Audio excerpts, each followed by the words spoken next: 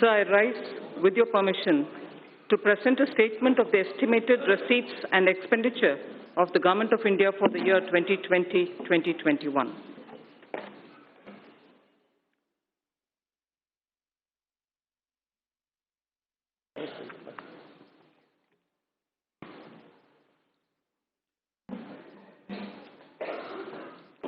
दो हजार 2021 के लिए भारत सरकार के अनुवादित प्राप्तीय और वे विवरण प्रस्तुत करेंगी Nirmala Sitharaman ji.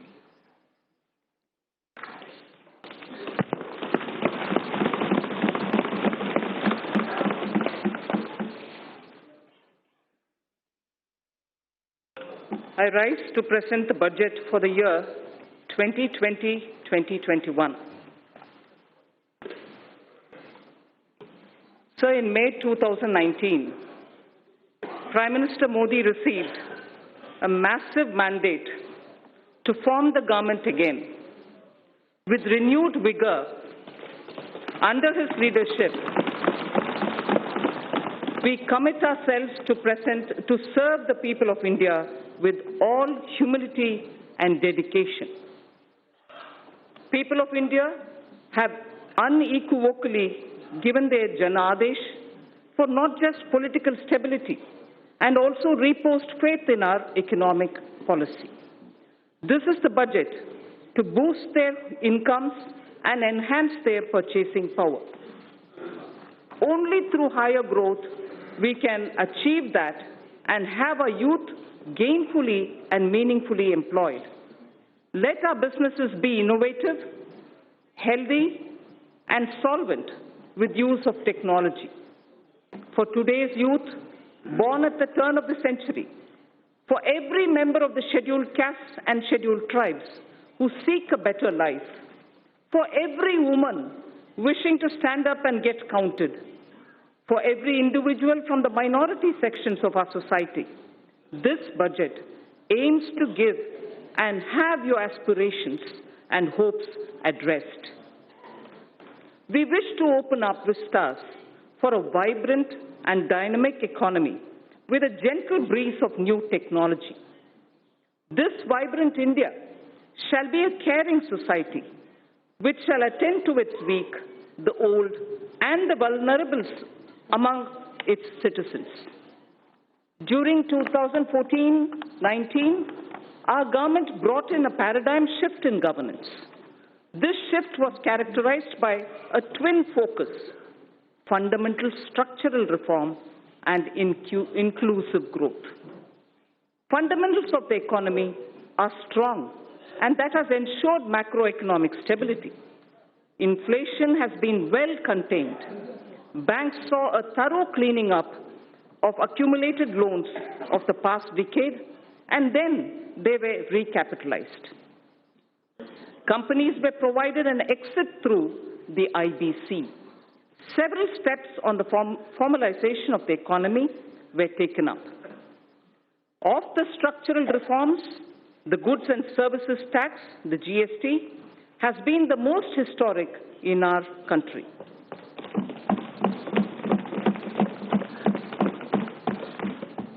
Its chief architect is not with us today. I pay homage to the visionary leader, late Sri Arun Jaitley. At the time of rollout of GST, he had said, and I quote, It will be an India where the center and states will work harmoniously towards the common goal of shared prosperity.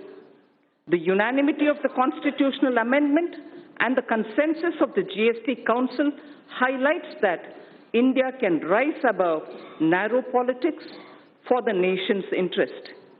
With the GST, neither the state nor the center loses its sovereignty. In contrast, they will pool their sovereignty on decisions on indirect taxes, unquote. True to this vision for the historic structural reform, the goods and services tax has been gradually maturing into a tax that has integrated the country economically. It has consolidated numerous taxes and cesses to one tax and facilitated formalization of the economy. It has resulted in the efficiency gains in logistic and transport sectors. The turnaround time for trucks has witnessed a substantial reduction to the tune of 20% due to abolition of checkposts in the GST. The dreaded Inspector Raj has also vanished. It has also led to a significant benefit to MSME by way of enhanced threshold and composition limit. The effective tax incidence on almost every commodity came down substantially. Through several rate reductions, an annual benefit of 1 lakh crore rupees has been extended to consumers. It amounts to 10% reduction in overall tax incidence. An average household now saves about 4% of its monthly spends on account of reduced GST rates. During this phase of maturing, GST did face certain challenges. This was natural, as transition was daunting. GST Council has been proactive in resolving issues during the transition. In the last 2 years, we have added more than 60 lakh new taxpayers. A total of about 40 crore returns were filed. 800 crore invoices were uploaded and 105 crore e-way bills were generated. There has been extensive engagement with stakeholders. A simplified new return system is being introduced from 1st April 2020. A former Prime Minister had once voiced a concern that the fruits of the welfare schemes were not reaching the intended citizens. The common and deserving citizen was only receiving 15 paise of every rupee sent to him. Guided by Sabka Saath, Sabka Vikas, Sabka Vishwas, our government and our Prime Minister added manifold speed and scaled up the implementation of schemes and programs that directly benefited the poor and the disadvantaged. I wish to list out only a few as examples. 1. Welfare schemes with direct benefit transfer embedded in them. 2. Sanitation and water as provision of basic needs and as a measure of preventive health care. 3. Healthcare through Ayushman Bharat. Clean energy through Ujjwala and solar power. 4th. 5th. Financial inclusion, credit support, insurance protection to vulnerable sections and pension scheme. 6th, digital penetration with broadband and UPI. And finally, affordable housing for all through PMAY, the Prime Minister Awas Yojana. The milestones achieved are unprecedented, globally recognized and benchmarked against international indices. This strategy changed the established order of a few individuals, cornering most of the benefits, and was appreciated by the people. This had immensely positive outcomes. We have moved on from a growth rate of just over 4% in 1950s to 6% in 80s and in the 90s. However, during 2014 and 19, we clocked a growth of 7.4% on average, with inflation averaging around 4.5% itself. It is worthwhile to note that inflation was close to 9% in the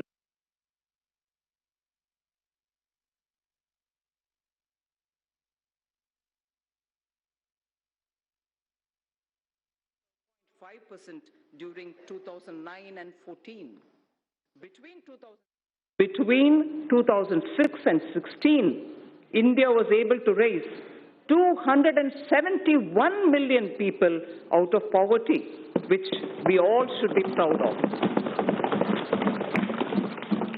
We are now the fifth largest economy of the world. India's foreign direct investment got elevated to the level of $284 billion during 2014 and 19 from $190 billion that came in during the years 2009 to 14. The central government debt that has been the bane of our economy got reduced in March 2019 to 48.7% of GDP from a level of 52.2% in March 2014. Just between 14 and 19, I recall this figure, the central government's debt in March 2019 has come down to 48.7% of the GDP from a level of 52.2% in March 2014.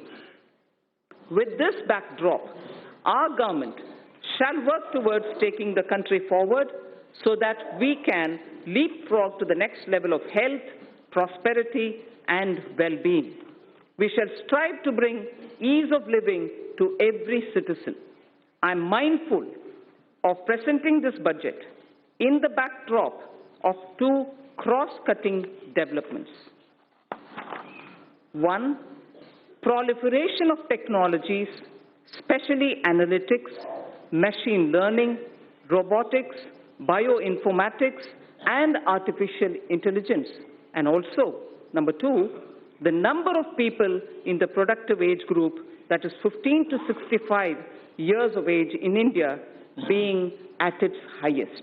So these are the two cross-cutting streams, keeping in the backdrop while we are talking about the budget today. This combination is special to contemporary India. Across the world, if there is a shrinking of globalization, equally, there is a debate on the efficacy of monetary policy too.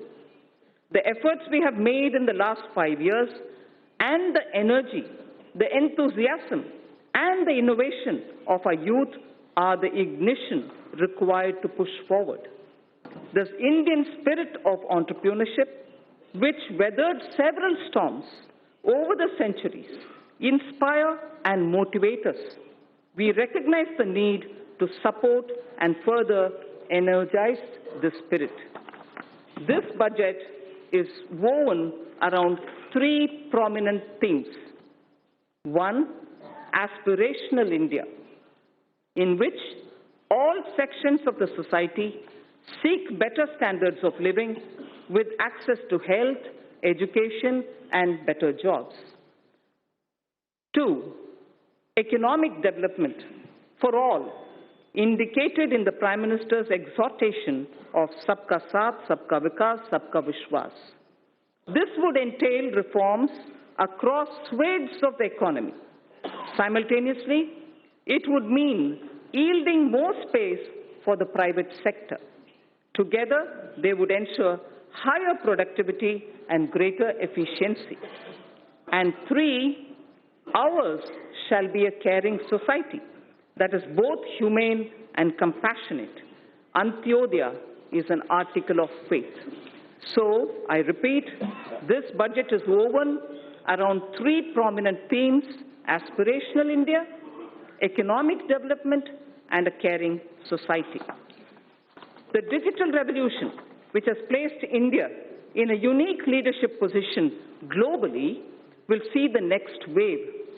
We shall aim to achieve seamless delivery of services through digital governance, to improve physical quality of life through national infrastructure pipeline, risk mitigation through disaster resilience, social security through pension and insurance penetration.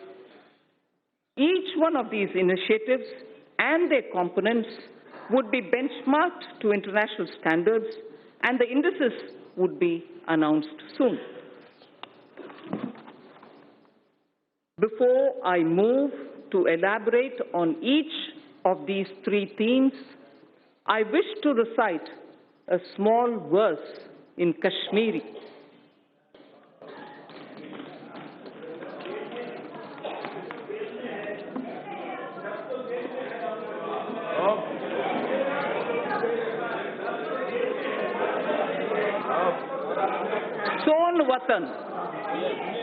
सोन वतन गुलजार शालीमार हूँ, सोन वतन गुलजार शालीमार हूँ, दलमन फोलवून पंपोश हूँ, नवजवान अन हुंद भूषण कुमार हूँ, म्योन वतन च्योन वतन सोन वतन Nundboni Vatan. I'll read this in Hindi, not as a poem, but for the meaning. Hamara Vatan, खिलते हुए शालीमार बाग जैसे. हमारा वतन खिलते हुए शालीमार बाग जैसे. हमारा वतन डल लेक में खिलते हुए कमल जैसा.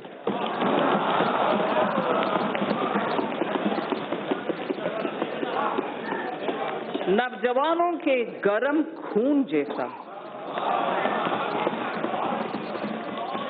नवजवानों के गरम खून जैसा. मेरा वतन तेरा वतन हमारा वतन दुनिया का सबसे प्यारा वतन.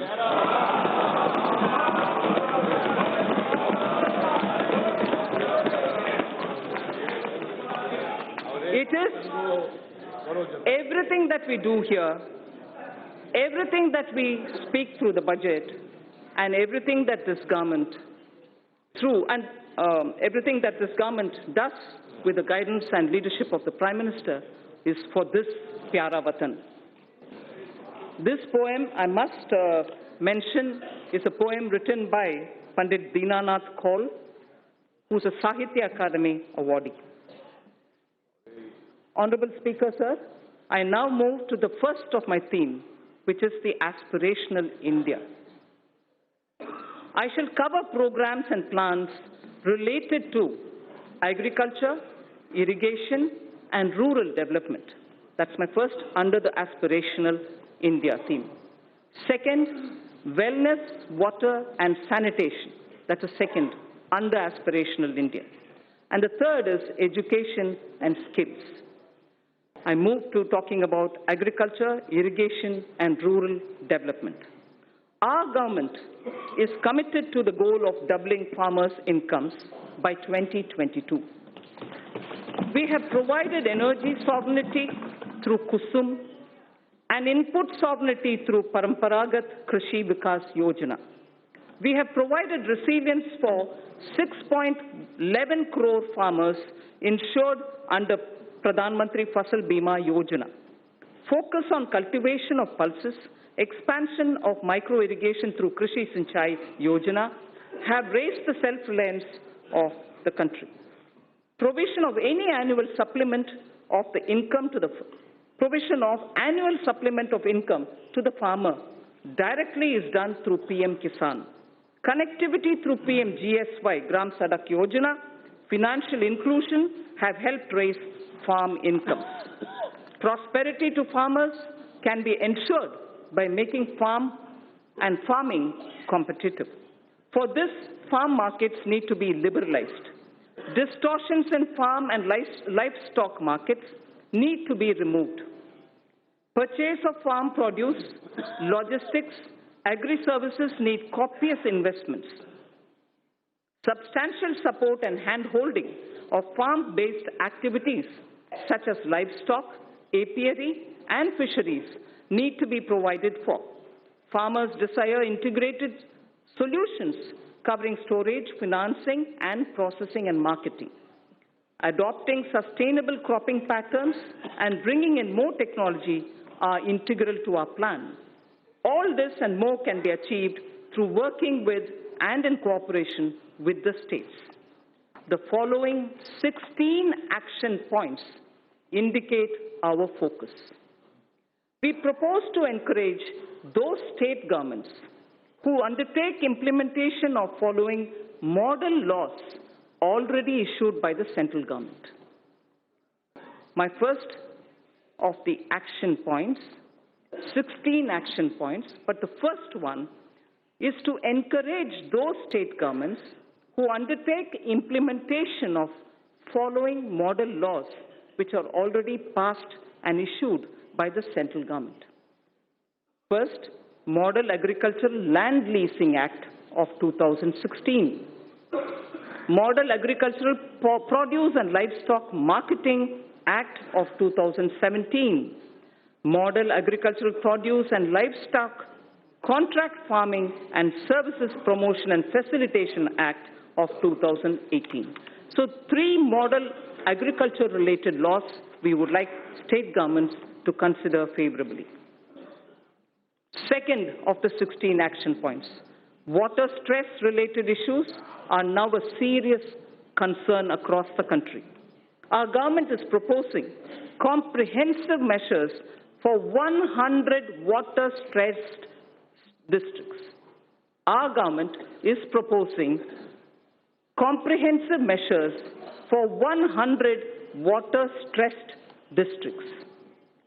Third of the 16, in the budget speech of July 2019, I had stated that Annadata can be Urja Data also. The PM Kusum scheme removed farmers' dependence on diesel and kerosene and linked pump sets to solar energy. Now I propose to expand the scheme to provide 20 lakh farmers for setting up standalone solar pumps. Further, we shall also help another 15 lakh farmers solarize their grid-connected pump sets. In addition, a scheme to enable farmers to set up solar power generation capacity on their fallow and barren lands and to sell it to grid would be operationalized. Speaker, sir, this is a major step forward in which we are saying that farmers, if they have fallow or barren lands, now will be helped to set up solar power generation units so that they can then sell that which is being generated, solar power, to the grid, and through the grid, having given the solar power from their barren land, they will be able to make a living out of their barren land also. Fourth of the 16, our government shall encourage balanced use of all kinds of fertilizers, including the traditional organic and other innovative fertilizers. This is a necessary step to change the prevailing incentive regime which encourages excessive use of chemical fertilizers. So this is an important point. I'd like to repeat it. This is a necessary step to change the prevailing incentive regime which encourages excessive use of chemical fertilizers. Honorable Speaker, sir, in Tamil Nadu, there was a very wise old woman saint poet who lived more than 3,000 years ago. And she had used every letter of the Tamil alphabet to teach children moral stories. Not stories, moral lines. Each line was only 3-worded ones. They were very simple ones. They're called Aati Chudi, written by Avayar. Whilst talking about effective use of land, taking care of your land, removing weeds, and making sure you tend to it properly, she had just used 3 words in a little sentence, which says it all. And that's exactly what our Prime Minister is aiming to achieve, so that the farmlands are used with proper manure, not excessive manure, and limited water to grow their grains. Bhumi Tirutti Un is the line from Atti Chudi, which was said by a saint poet, a woman called Avayar. Bhumi Tirutti Un. First, tend to your land. Take care that you're not excessively leaving it, and then trying to take a crop out of it. So the fifth point out of my 16 action points. India has an estimated capacity of 162 million metric tons of agri-warehousing, cold storage, reefer van facilities, and so on. NABARD will undertake an exercise to map and geotag them. In addition, we propose creating warehousing in line with Warehouse Development and Regulatory Authority (WDRA) norms. Our government will provide viability gap funding for setting up such efficient warehouses in the block or taluk level. This can be achieved where states can facilitate with land and are on PPP mode. Food Corporation of India and Central Warehousing Corporation shall undertake such warehouse building on their own land too. Sixth action point. As a backward linkage, a village storage scheme is proposed to be run by SHGs. This will provide farmers a good holding capacity and reduce their logistics cost. Women SHGs can avail of Mudra or NABARD assistance and regain their position as Dhanya Lakshmi. We've heard of Dhana Lakshmi often, and many of us are familiar with Dhanya Lakshmi, and I'm sure many of us do recall the days when women in the villages were the ones who kept the seed for the entire village, and they would distribute seeds as and when a farmer required it. So we would like to restore women SHG groups to play that role or at the village level as Dhanya Lakshmis, being assisted by Mudra and being assisted by NABARD. To build a seamless national cold supply chain for perishables inclusive of milk and fish, the Indian Railways will set up a Kisan Rail through PPP arrangements. There shall be refrigerated coaches in express and freight trains as well, so that perishable goods can be quickly, easily within the country transported, and the benefit will accrue to the farmers. Krishi Udan will be launched by the Ministry of Civil Aviation, not just trains. Krishi Udan will be launched by the Ministry of Civil Aviation on international and national routes. This will immensely help improve value realization, especially in Northeast and in the tribal districts. Horticulture sector. So this is very important. Point number 9 of the 16th. Horticulture sector with its current produce. It's a very important point, sir. Horticulture sector with its current produce of 311 million metric ton exceeds the production of food grains. Horticulture exceeds the production of food grains. For better marketing and export, we propose supporting states which, adopting a cluster basis, will focus on one product, one district, so that a high focus is given at the district level for products in horticulture to really gain that momentum. 10th of the 16 action points. Integrated farming systems in rain-fed areas shall be expanded. Multi-tier cropping, beekeeping, solar pumps, solar energy production in non-cropping season will be added. Sir, I had mentioned in my July budget, zero budget natural farming. That shall also be included in our activities. The portal on Jaivik Kheti, online national organic products market, will also be strengthened. So the next point, the 11th, financing on negotiable warehousing receipts, ENWR, has already crossed more than 6,000 crores. Financing on negotiable warehousing receipts. This will be integrated with National Agriculture Market, the electronics one.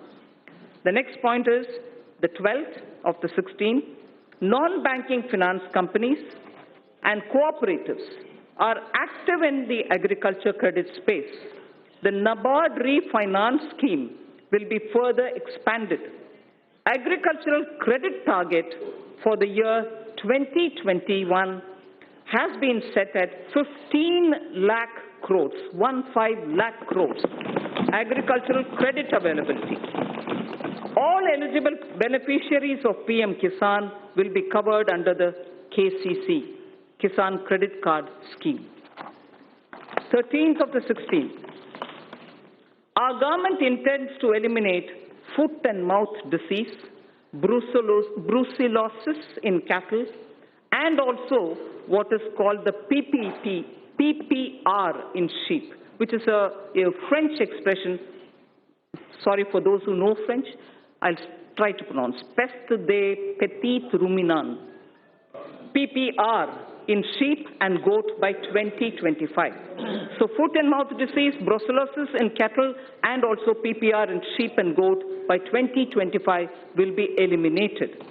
Coverage of artificial insemination shall be increased from the present 30% to 70%. Manrega would be dovetailed to develop fodder farms. Further, we shall facilitate doubling of milk processing capacity from 53.5 million metric tons to 108 million metric tons by 2025. From 53.5 million metric tons of milk to 108 million metric tons by 2025. 14th point, blue economy. Our government proposes to put in place a framework for development, management, and conservation of marine fishery resources. 15th, youth in coastal areas benefit through fish processing and market. By 2022-23, I propose raising fish production to 200 lakh tons. Propose raising fish production to 200 lakh tons. Growing of algae, seaweed, and cage culture will also be promoted. So this coming point is very important. Our government will involve youth in fishery extension work through 3,477 Sagar Mitras and 500 fish farmer producer organizations. We hope the rural youth, particularly those who are in the coastal areas and inland fishing areas, will work as Sagar Mitras and also form 500 fish farmer producer organizations. You know that we already have a farmer producer organization, which is FPO. Now we are expanding it to cover fish farmer producer organizations. 16th and the last action point, sir. Under Deen Dayal Antyodaya Yojana, for alleviation of poverty, 58 lakh SHGs have been mobilized. We shall further expand on SHGs in this regard too. Now, for the fund allocation, for the 16 different steps that I have announced, they are being stated under two broad categories. They are being stated under two broad categories. For the sector comprising of agriculture, allied activities, irrigation, and rural development, an allocation of 2.83 lakh crores has been made for 2020-21, and it is divided, among other things, for agriculture, irrigation, and allied activities, 1.6 lakh crores. For rural development and Panchayati Raj, 1.23 lakh crores.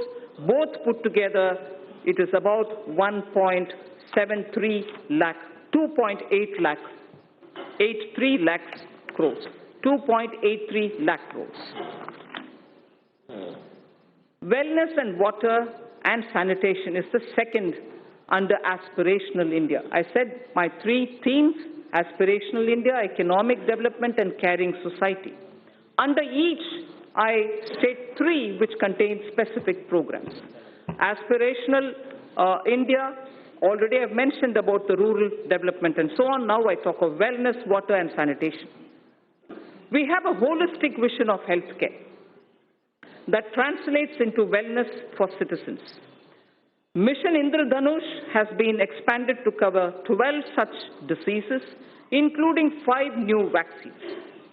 Fit India movement is a vital part of fight against non-communicable diseases coming out of lifestyle issues. A very focused Safe Water Jal Jeevan mission and comprehensive sanitation program Swachh Bharat mission have been launched to support the health vision that would reduce the disease burden on the poor. Presently, under PM Jan Arogya Yojana, there are more than 20,000 empaneled hospitals who help in Ayushman Bharat. We need more such hospitals to be empaneled in Tier 2 and Tier 3 cities for poor people in these areas to benefit from them. It is therefore proposed to set up a viability gap funding window for setting up hospitals in PPP mode. In the first phase, those aspirational districts will be covered. We know there are 112 of them. So those aspirational districts from 112 that we have, where presently there are no Ayushman empaneled hospitals, will be given priority. So from 112 of aspirational districts, those which don't have an empaneled hospital for Ayushman treatments will be given the first priority, so that in Tier 2 and Tier 3 we have more such hospitals. This would also provide large-scale employment opportunities to youth. Proceeds from taxes on medical devices. This is very interesting. It has a bearing on what I will be saying during taxation, the Part B. Proceeds from taxes on medical devices would be used to support this vital health infrastructure which will get built in the aspirational districts. Using machine learning and artificial intelligence in the Ayushman Bharat scheme, health authorities and the medical fraternity can target diseases with an appropriately designed preventive regime. TB हारेगा देश जीतेगा. TB हारेगा देश जीतेगा. This campaign has been launched. I propose to strengthen this campaign to realize our commitment to end tuberculosis by 2025. I propose to expand also Jan Aushadhi Kendra scheme to all districts, offering 2,000 medicines and 300 surgicals by 2024. I have provided for the health sector about 69,000 crores, that is inclusive of 6,400 crores for Prime Minister Jan Arogya Yojana. So now the important point on sanitation. Our government is committed to ODF Plus. We know ODF is already there, launched, successfully sort of covered, saturation reached. But our government is committed to ODF Plus in order to sustain ODF behavior, because it has a lot of impact. If behavioral patterns don't remain consistent, it can have a negative bearing. So our government is committed to ODF Plus in order to sustain ODF behavior and to ensure that no one is left behind. Now, more needs to be done towards liquid and grey water management. Focus would also be on solid waste collection, source segregation, and processing. The total allocation for Swachh Bharat mission is about 12,300 crores for this year, 2020-21. Aiming to provide piped water supply to all households, Prime Minister announced from the Red Fort the Jal Jeevan mission. Our government has approved 3.6 lakh crore for this mission. 3.60 lakh crore for this mission is being approved. This scheme also places emphasis on augmenting local water resources, recharging existing sources, and will promote water harvesting and desalination. Cities over 1 million population will be encouraged to meet this objective during the current year itself. During the year 2021, this scheme would be provided a budget exclusively of 11,500 crores. So I now move to the third under Aspirational India, education and skills. The third and the final item under Aspirational India is education and skills. By 2030, India is set to have the largest working age population in the world. Not only do they need literacy, but they need both job and life skills. Dialogues have been held with state education ministries, members of parliament, and other stakeholders about education policy. Over 2 lakh suggestions were also received. The new education policy will be announced soon. It is felt that our education system needs greater inflow of finance to attract talented teachers, innovate and build better labs. Therefore, steps would be taken to enable sourcing external commercial borrowings and FDI so as to deliver higher quality education. Students in general stream, as opposed to those in services or technology stream, sciences and technology stream, need their employment opportunities improved. About 150 higher education institutions will start apprenticeship embedded degree diploma courses by March 2021. The government proposes to start a program whereby urban local bodies across the country would provide internship opportunities to fresh engineers for a period up to 1 year. So local bodies, as you know, do undertake a lot of public work programs, and their manpower is also limited. But yet, young engineers who are ready to serve for the purpose of learning how it is to work with the government are also going around seeking opportunities. So here we have created an opportunity by saying urban local bodies should now give opportunity for fresh engineers so that they can help them plan better and in turn also learn as an intern under the local bodies. So this is for a period of 1 year that we've opened up. In order to provide quality education to students of deprived section of the society as well as those who do not have access to higher education, it is proposed to start a degree-level, full-fledged online education program. This shall be offered only by institutions who are ranked within top 100 in the National Institutional Ranking Framework. Initially, only a few such institutions would be asked to offer such programs. India should also be a preferred destination for higher education. Hence, under its Study in India program, an IND-SAT exam is proposed to be held in Asian and African countries. It shall be used for benchmarking foreign candidates who receive scholarships for studying in Indian higher education centers. A national police university and a national forensic science university are being proposed in the domain of policing science, forensic science, and cyber forensics. There is a shortage of medical doctors.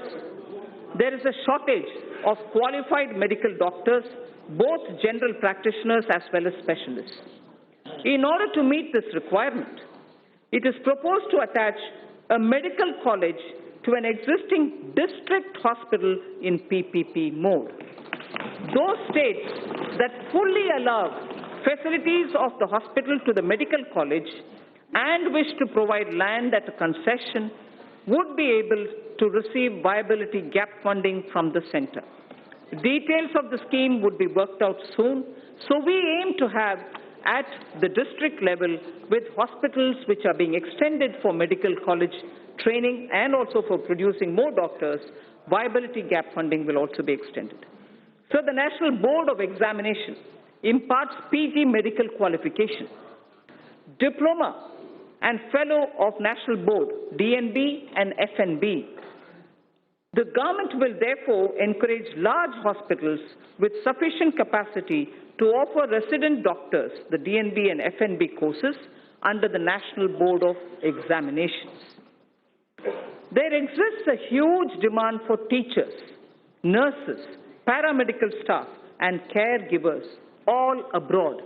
There exists a huge demand abroad for teachers, nurses, paramedical staff, and caregivers. However, their skill sets many a time do not match the employer's standards and therefore need to be improved. I propose that a special bridge course be designed by the Ministries of Health, Skill Development, together with professional bodies to bring in equivalence. Language requirements of various countries need also to be included.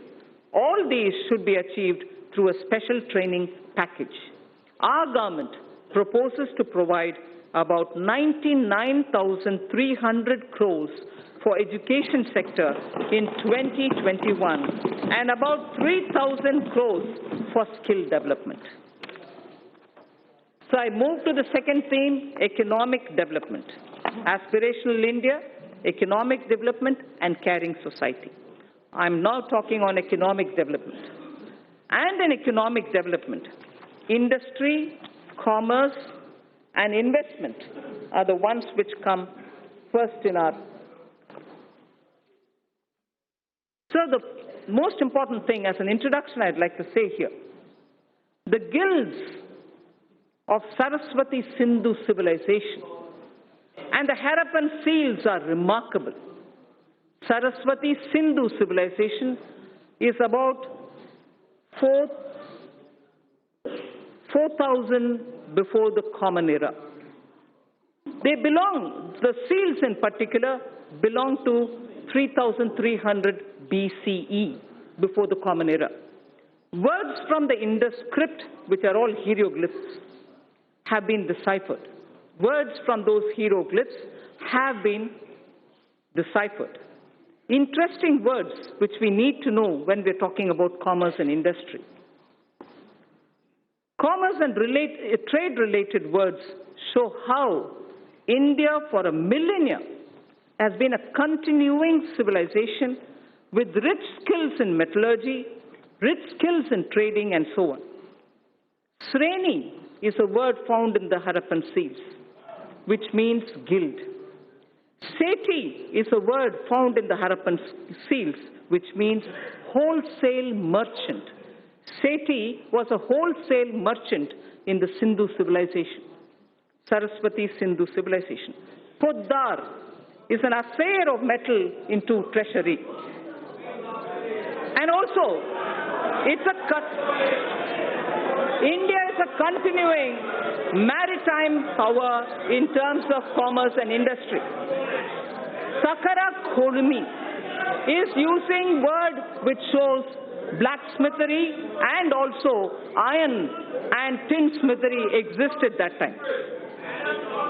So India's commerce, India's industry, India's trade in such materials which were all unique to India have existed and continues to exist over the millennia. So entrepreneurship has always been the strength of India. That's the point I wanted to explain. I'm sure many members already know it, and therefore they are a bit restless. Entrepreneurship has always been the strength of India. Even today, young men and women have given up greener pastures elsewhere to contribute to India's growth. They are risk-taking and come up with disruptive solutions to festering challenges. Equally, established old industries are resetting themselves in a changing global and domestic situation. We recognize the knowledge, skills, and risk-taking capacities and capabilities of our youth. He is no longer a job seeker. He is a creator of jobs. Now we wish to create more opportunities and remove roadblocks from this path. I propose to set up an investment clearance cell that will provide end-to-end facilitation and support, including pre-investment advisory, information related to land banks, and facilitate clearances at the center and also in the state level. It will work through a portal. There is a case for maximizing the benefits of three separately developing economic activities: the upcoming economic corridors, revitalization of manufacturing activities, and technology and the demands for aspirational classes. We have to benefit from their convergence. Hence, it is proposed to develop 5 new such smart cities in collaboration with states and in PPP mode. Such sites would be chosen that offer the best choices in terms of the aforementioned principles. India needs to manufacture networked products that will make it a part of global value chains. This in turn gets more investment and generates more employment for our youth. Electronics manufacturing industry is very competitive, and India has shown its cost advantages. The potential of this industry in job creation is immense. India needs to boost domestic manufacturing and attract large investments in the electronics value chain. Here I propose a scheme focused on encouraging manufacture of mobile phones, electronic equipment, and semiconductor packaging. The details will be announced sooner.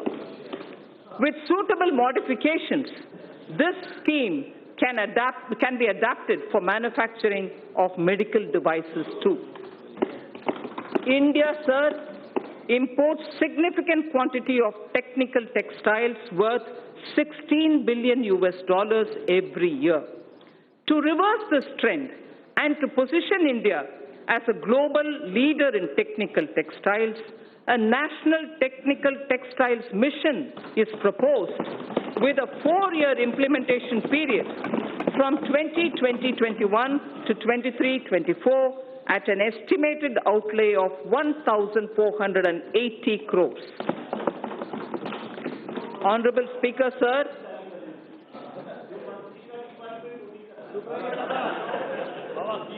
Honorable Speaker, sir, from the Red Fort, our Prime Minister spoke about quality and standards when he spoke of zero defect, zero effect manufacturing. In September last year, I had called for a time-bound adoption by industry of all necessary mandatory technical standards and their effective enforcement. All ministries during the course of this year would be issuing quality standard order. So to achieve higher export credit disbursement, a new scheme, NIRVIC, is being launched, which provides for higher insurance cover, reduction in premium for small exporters, and simplified procedure for claim settlements. It is proposed to digitally refund to exporters. That was NIRVIC. I'm coming to a different point now. It is proposed to digitally refund to exporters duties and taxes levied at the center, state, and local levels, such as electricity duties, VAT, the VAT, on fuel used for transportation, which are not getting exempted or refunded under any other existing mechanism. This scheme for reversion of duties and taxes on exported products will be launched from this year itself. Honorable Speaker, it is the vision of our Prime Minister that each district should develop as an export hub. Efforts of the center and state governments are being synergized and institutional mechanisms are being created in order that every district becomes an export hub. Government e-marketplace, GEM, is moving ahead for creating a unified procurement system in the country for providing a single platform for procurement of goods, services, and works. It offers a great opportunity for medium and small and micro enterprises. 3.24 lakh vendors are already on this platform. It is proposed to take its turnover to 3 lakh crores. I propose to provide about 27,300 crores for development and promotion of industry and commerce for the year 2020-2021. So under economic development, the second point that I want to focus on is a very important point, and it is on infrastructure. Honorable Speaker, in his Independence Day speech of 2019, the Prime Minister has highlighted that 100 lakh crores would be invested on infrastructure for the next 5 years. As a follow-up measure, I had launched the National Infrastructure Pipeline on 31st December 2019 of 103 lakh crore worth projects. It consists of more than 6,500 projects across sectors and are classified as per their size and stage of development. These new projects will include housing, safe drinking water, access to clean and affordable energy, health care for all, world-class educational institutions, modern railway stations, airports, bus terminals, metro, railway transportation, logistics and warehousing, irrigation projects, etc. The National Infrastructure Pipeline envisions improving the ease of living for each and every individual citizen in the country. It will also bring in generic and sectoral reforms in development, operation and maintenance of these infrastructure projects. A huge employment opportunity exists for India's youth in construction, operation and maintenance of infrastructure. National Skill Development Agency will give special thrust to infrastructure-focused skills and their development opportunities. I propose to set up a project preparation facility for infrastructure projects. This program would actively involve young engineers, management graduates, and economists from our universities. It is also proposed to direct all infrastructure agencies of the government to involve youth power in startups. They will help in rolling out value-added services in quality public infrastructure for citizens. A national logistics policy will soon be released. Among other things, it will clarify the role of union government, state government, and also the key regulators. It will create a single window e-logistics market and focus on generation of employment, skills, and making MSMEs competitive. So also, accelerated development of highways will be undertaken. This will include development of 2,500 kilometer access control highways, 9,000 kilometers of economic corridors, 2,000 kilometers of coastal and land port roads, and 2,000 kilometers of strategic highways. The Delhi-Mumbai Expressway and 2 other packages would be completed by 2023. Chennai-Bengaluru Expressway would also be started. So the fast-track mechanism encourages us towards greater commercialization of our highways so that NHAI can raise more resources. I propose to monetize at least 12 lots of highway bundles of over 6,000 kilometers before 2024. In carrying out its duty, the Indian Railways performs a service to the nation. Within 100 days of assumption of this government, it has commissioned 550 Wi-Fi facilities in as many railway stations. It has eliminated unmanned level crossings and aims to achieve electrification of 27,000 kilometers of tracks. This will call, obviously, for optimization of costs. Railways have small operating surplus. About Indian Railways, there are 5 measures, among other things, that I wish to highlight. Setting up a large solar-powered capacity. Setting up a large solar power capacity alongside the rail tracks on the land owned by railways. A proposal is under consideration. 4 station redevelopment projects and operation of 150 passenger trains would be done through PPP mode. The process of inviting private participation is underway. More Tejas-type trains will connect iconic tourist destinations. High-speed train between Mumbai and Ahmedabad would be actively pursued. 148-kilometer Bengaluru suburban transport project at a cost of 18,600 crores would have fares on metro model. Central government would provide 20% of the equity, and it will also facilitate external assistance up to 60% of the project cost. Sir, our seaports need to be more efficient. Technology has to be used to improve performance. A governance framework keeping with global benchmarks needs to be put in place. This government would consider corporatizing at least one major port and subsequently its listing on the stock exchanges. Inland waterways received a boost. Inland waterways received a boost in the last 5 years. The Jal Vikas Marg on National Waterway 1 will be completed. Further, the 890-kilometer Dhubri-Sadiyar connectivity in Assam will be done by 2022. Honorable Speaker, sir, developing waterways has its impact on the ecosystem on both the banks of the river. Our Prime Minister has conceptualized Arth Ganga.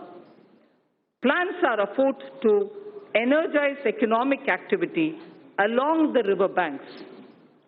Air traffic has been growing rapidly in the country as compared to global average. 100 more airports would be developed by 2024 to support the Udaan scheme. It is expected that the air fleet number shall go up from the present 600 to 1,200 during this time itself. I propose to provide 1.7 lakh crores for transport infrastructure in 2021. So taking electricity to every household has been a major achievement of this government. However, the distribution sector, particularly the DISCOMs, are under financial stress. The ministry intends to promote smart metering. I urge all the states and union territories to replace conventional energy meters by prepaid smart meters in the next 3 years. Also, this would give consumers the freedom to choose the supplier and the rate as per their requirements. So this is a very important step in reaching electricity to all people. This would give consumers the prepaid meters, the smart meters, would give consumers the freedom to choose the supplier and the rate as per their requirements. Further measure to reform DISCOMs would be taken. I propose to provide 22,000 crores to power and renewable energy sector for the year 2020-21. So now I come to oil and natural gas. In the upstream sector, oil and gas, the open acreage licensing policy, OALP, is a success, having awarded 137,000 square kilometers for exploration to private sector and to the CPSCs. City gas distribution rights are also awarded. Further, it is proposed to expand the national gas grid from the present 16,200 kilometers. At the moment, it is 16,200 kilometers only. We propose to expand it to reach 27,000 kilometers. To To deepen the gas markets in India, further reforms will be undertaken to facilitate transparent price discovery and also ease of transactions. So I come to talking about the new economy now. The new economy is based on innovations that disrupt established business models. Artificial intelligence, Internet of Things, 3D printing, drones, DNA, data storage, quantum computing, etc., are all rewriting the world economic order. India has already embraced a new paradigm, such as the sharing economy with aggregator platforms, displacing conventional businesses. Government has harnessed new technologies to enable direct benefit transfers and financial inclusion on a scale like never before. It's now a cliche, data is the new oil. And it is true that analytics, fintech, and Internet of Things are changing the way we deal with our lives. To take advantage of this, I propose to bring out soon a policy to enable private sector to build data center parks throughout the country. Building data center parks throughout the country. It will enable our firms to skillfully incorporate data in every step of their value chains. Our vision is that all public institutions at the Gram Panchayat level, such as Anganwadis, health and wellness centers, government schools, PDS outlets, post offices, and police stations will all be provided with digital connectivity. So, the fiber to home FTTH connections through BharatNet will link 100,000 Gram Panchayats this year itself. 1 lakh Gram Panchayats this year itself will be connected to the optical fiber FTTH program. It is proposed, therefore, to provide 6,000 crores to BharatNet program 2020-21. We need to expand the base for knowledge-driven enterprises. Intellectual property creation and protection will play an important role. Several measures are proposed in this regard, which will benefit the startups. A digital platform would be promoted that would facilitate seamless application and capture IPRs. Also, in an institute of excellence, a center would be established that would work on the complexity and innovation in the field of intellectual property. Honorable Speaker, sir, knowledge translation clusters would be set up across the different technology sectors, including new and emerging sectors, for designing, fabrication, and validation of proof of concept, and further scaling up technology clusters, harboring such test beds and small-scale manufacturing facilities would be established. Mapping of India's genetic landscape is critical for next-generation medicine, agriculture, and for biodiversity management. To support this development, we will initiate 2 national-level science schemes to create a comprehensive database. The government proposes to provide early life funding, including seed fund, to support ideation and development of early-stage startups. So critical to our quantum technology. Quantum technology is opening up new frontiers in computing, communications, cybersecurity, with widespread applications. It is expected that a lot of commercial applications would emerge from theoretical constructs which are developing in this area. It is proposed to provide an outlay of 8,000 crores over a period of 5 years for the national mission on quantum technologies and applications. India would probably be the 3rd biggest and pioneering nation if we are able to break into this technology of quantum technology related to computing and other applications. Sir, I come to the 3rd theme, the last theme in my part A, after which, of course, I will speak of a few others. Caring society. In our third theme, we focus on women and child, social welfare, culture and tourism, and also on environment and climate change. Women and child and social welfare, sir. I am pleased to inform the House that Beti Bachao, Beti Padhao has yielded tremendous results. Gross enrollment. Sir, if you hear the data, I think it's important not to politicize issues related to women. Beti Bachao, Beti Padhao has yielded tremendous results. Gross enrollment ratio of girls across all levels of education is now higher than boys. At elementary level, it is 94.32% as against 89.28% for boys. At secondary level, it is 81.32% as compared to 78% for boys.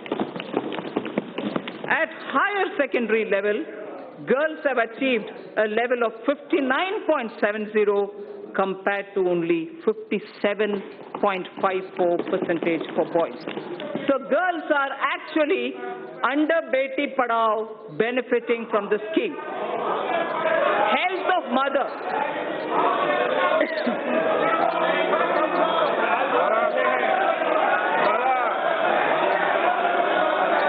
Sir, health of mother and child are correlated closely. Nutrition is a critical component of health. To improve nutritional status of children 0 to 6 years, adolescent girls, pregnant women, and lactating mothers, our Prime Minister launched a Poshan Abhiyan in 2017-18. More than 6 lakhs Anganwadi workers are equipped with smartphones to upload the nutritional status of more than 10 crore households. Sir, Honorable Speaker, sir, for the benefit of those who may not have heard this line, because it's very important, I'd like to repeat it. To improve the national nutritional status of children in 0 to 6 years of age, adolescent girls, pregnant women, and lactating mothers, our Prime Minister launched a Poshan Abhiyan in 2017-18. More than 6 lakh Anganwadi workers are equipped with smartphones to upload the nutritional status of more than 10 crore households. The scale of this development is unprecedented. The next is, women's age of marriage was increased from 15 years to 18 years in 1978 by amending erstwhile Sharda Act of 1929. As India progresses further, opportunities open up for women to pursue higher education and careers. There are imperatives of lowering MMR, maternal mortality rate, as well as improvement of nutrition levels. Entire issue about age of girl entering motherhood needs also to be seen in this light.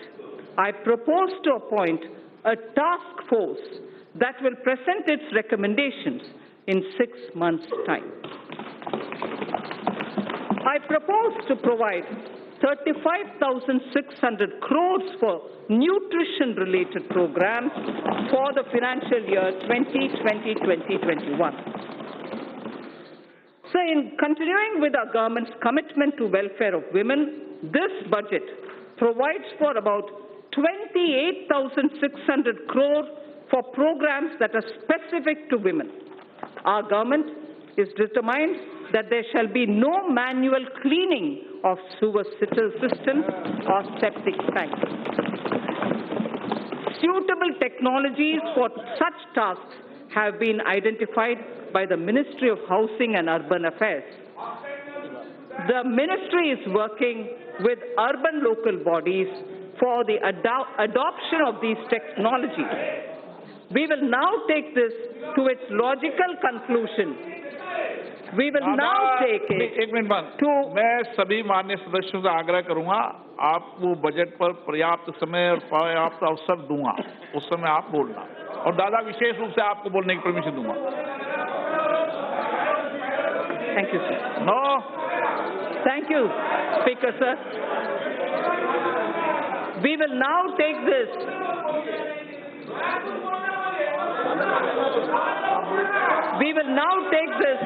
to its logical conclusion through legislative and institutional changes. Financial support for wider acceptance of such technologies will be provided. In furthering this government's commitment towards the welfare of scheduled castes and other backward classes, I propose a budget provision of about 85,000 crores for 2020-21 for scheduled castes and other backward classes. I repeat, I propose a budget provision of about 85,000 crores for 2020-21. In furthering the development and welfare of scheduled tribes, sir, I provide in the budget for the year 2020-21 an amount of 53,700 crores. For scheduled tribes, I repeat, we provide 53,700 crores. This government is mindful of the concerns of senior citizens and Divyang. Accordingly, an enhanced allocation of about 9,500 crores is being provided for 2020-21. So now I move to the second of the third topic theme that I have, which is culture and tourism. Our government proposes to establish an Indian Institute of Heritage and Conservation under Ministry of Culture. It shall have the status of a deemed university to start with. Acquisition of knowledge in disciplines such as museology and archaeology are essential for collecting and analyzing scientific evidence of such findings and for dissemination through high-quality museums. Currently, lack of trained manpower is a handicap for both these disciplines, and therefore it also has a negative impact on tourism. 5 archaeological sites would be developed as iconic sites with on-site museums. They are Rakhi Ghadi, Haryana; Hastinapur, Uttar Pradesh; Shiv Sagar in Assam; Dholavira, Gujarat; Adichanallur, Tamil Nadu. I repeat, 5 archaeological sites would be developed as iconic sites with on-site museums. They are Rakhi Ghadi, Haryana; Hastinapur, Uttar Pradesh; Shiv Sagar, Assam; Dholavira, Gujarat; and Adichanallur in Tamil Nadu. Our Prime Minister in January 2020 announced recuration of the Indian Museum in Kolkata, which is the oldest in the country. In the historic Old Mint building, Kolkata, a museum on numismatics and trade will also be located. 4 more museums from across the country shall be taken up for renovation and recuration so that a world-class experience can be offered to our visitors. Our government shall also support setting up of a tribal museum in Ranchi, Jharkhand. So I spoke about the Sindhu-Saraswati civilization. A maritime museum would be set up at Lothal, the Harappan Age maritime site near Ahmedabad, by the Ministry of Shipping. I propose to provide 3,150 crore for Ministry of Culture for the year 2021.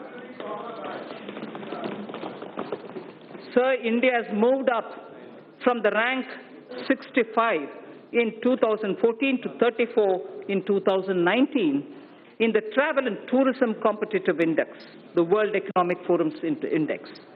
Foreign exchange earnings grew 7.4% to 1.88 lakh crores for the period January to November 2019 from 1.75 lakh crores.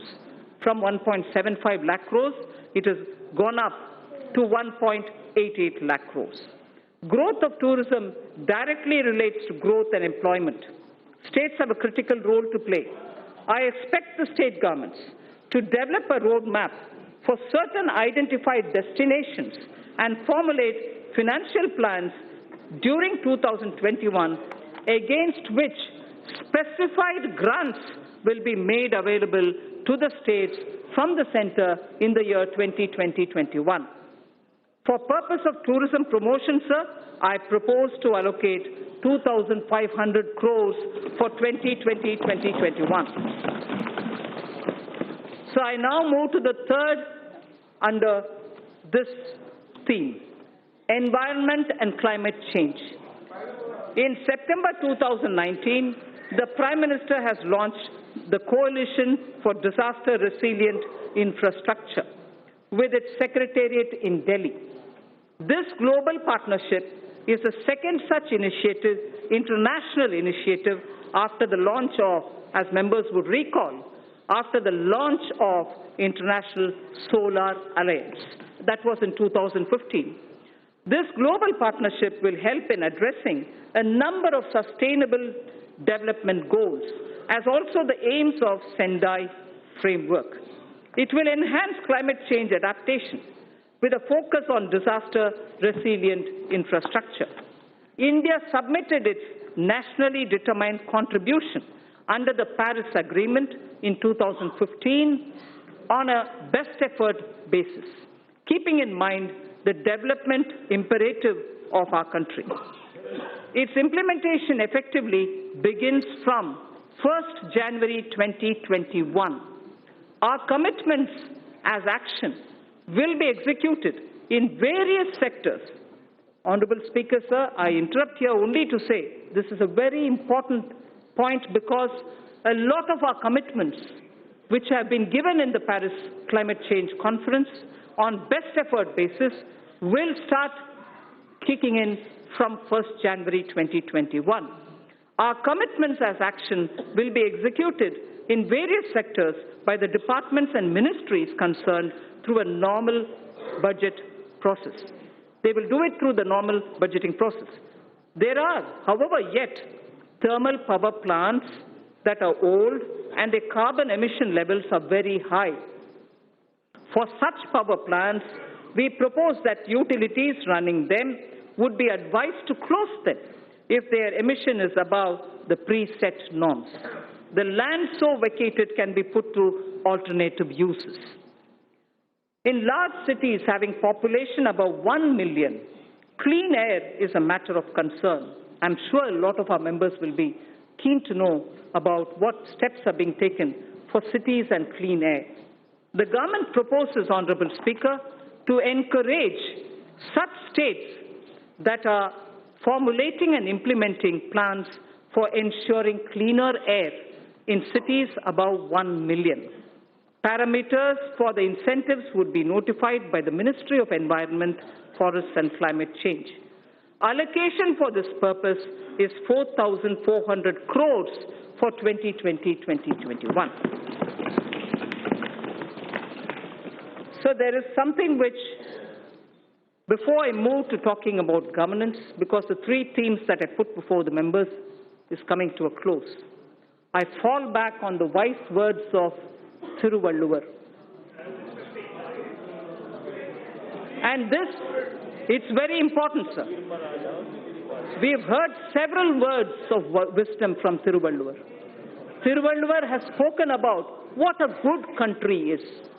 What a good country is actually got to be like. And what makes up for jewels of a good country. I first read it in Tamil, then I'll give you the meaning. Pini inmai, selvam, vilai inbam, ஏமம் பிணியின்மை, செல்வம், விளைவின்பம், ஏமம். அணி என்ப நாட்டின் வைந்து. அணி என்ப native வைந்து. There are 5, what Thiruvalluvar says, which are jewels for a good country. The first is piniinmai, meaning the country will have to be without epidemics or illnesses, major illnesses. The second, he says, it should be wealthy. It should have wealth. It should have wealth. Vilaivu. It should also have vilachal. In the sense, from the fields, it should have good crop. It should have inbam. It should have happiness. It also should have aimam, which is security and safety of the country. So the 5 jewels. 5 jewels. Piniinmai, selvam, vilaivinbam, aimam, and inbam. Prime Minister Modi, Ayushman Bharat for health for all is piniinmai.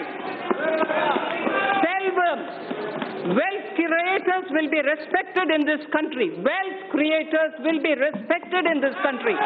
Selvam. Vilaichal, having good crops. Farmer PM Kisan, doubling of income, use of fertilizers and proper growth leads to surplus in horticulture, surplus in Silhan, surplus now, probably also in Dalhan. So the Prime Minister's program at health, at creating and giving respect for wealth creators and improving agricultural output and looking at ease of living, bringing happiness to people, and above all, the 5th, aimam, this country's national security. You have enough proof to say national security is the top priority of this government.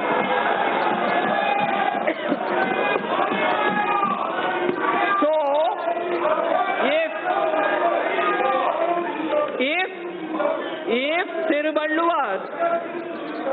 if Thiruvalluvar, आपको कुछ होना चाहिए, तमिल में पढ़ा है, बैठ जाइए. That's right, sir.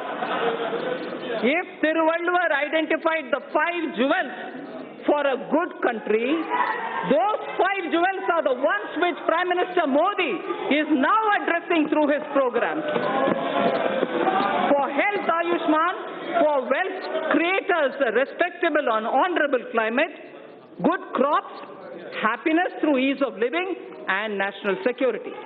So, now with all that said, the bouquet of flowers which I would like to give every citizen with trust and faith, had flowers and aspirational India, had aspirational India, a set of flowers under aspirational India, had set of flowers under environment and economy and also commerce and industry. A third set of flowers was under the caring India, caring society that we want to have. Now this bouquet of flowers is held by 2 hands, governance and other financial institutions.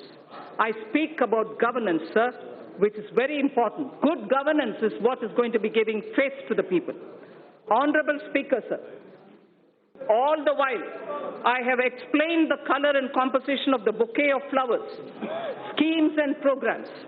They were grouped under aspirational India, economic development and caring India. Now I speak about the 2 hands that will hold them.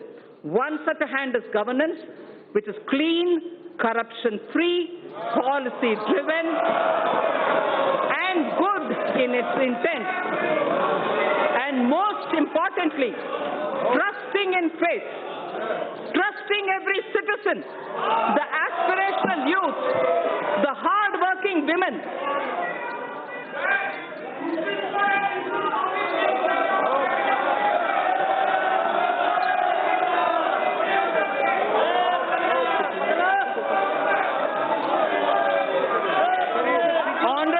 Minister, sir, trusting every citizen, I repeat, trusting every citizen, the aspirational youth, the hard-working women, the risk-taking entrepreneur, the ever-hopeful and untiring farmer, or the wise and old senior citizen. Many among them are taxpayers. Others may not be taxpayers now. Our Prime Minister has laid before us ease of living as a goal to be achieved on behalf of all citizens.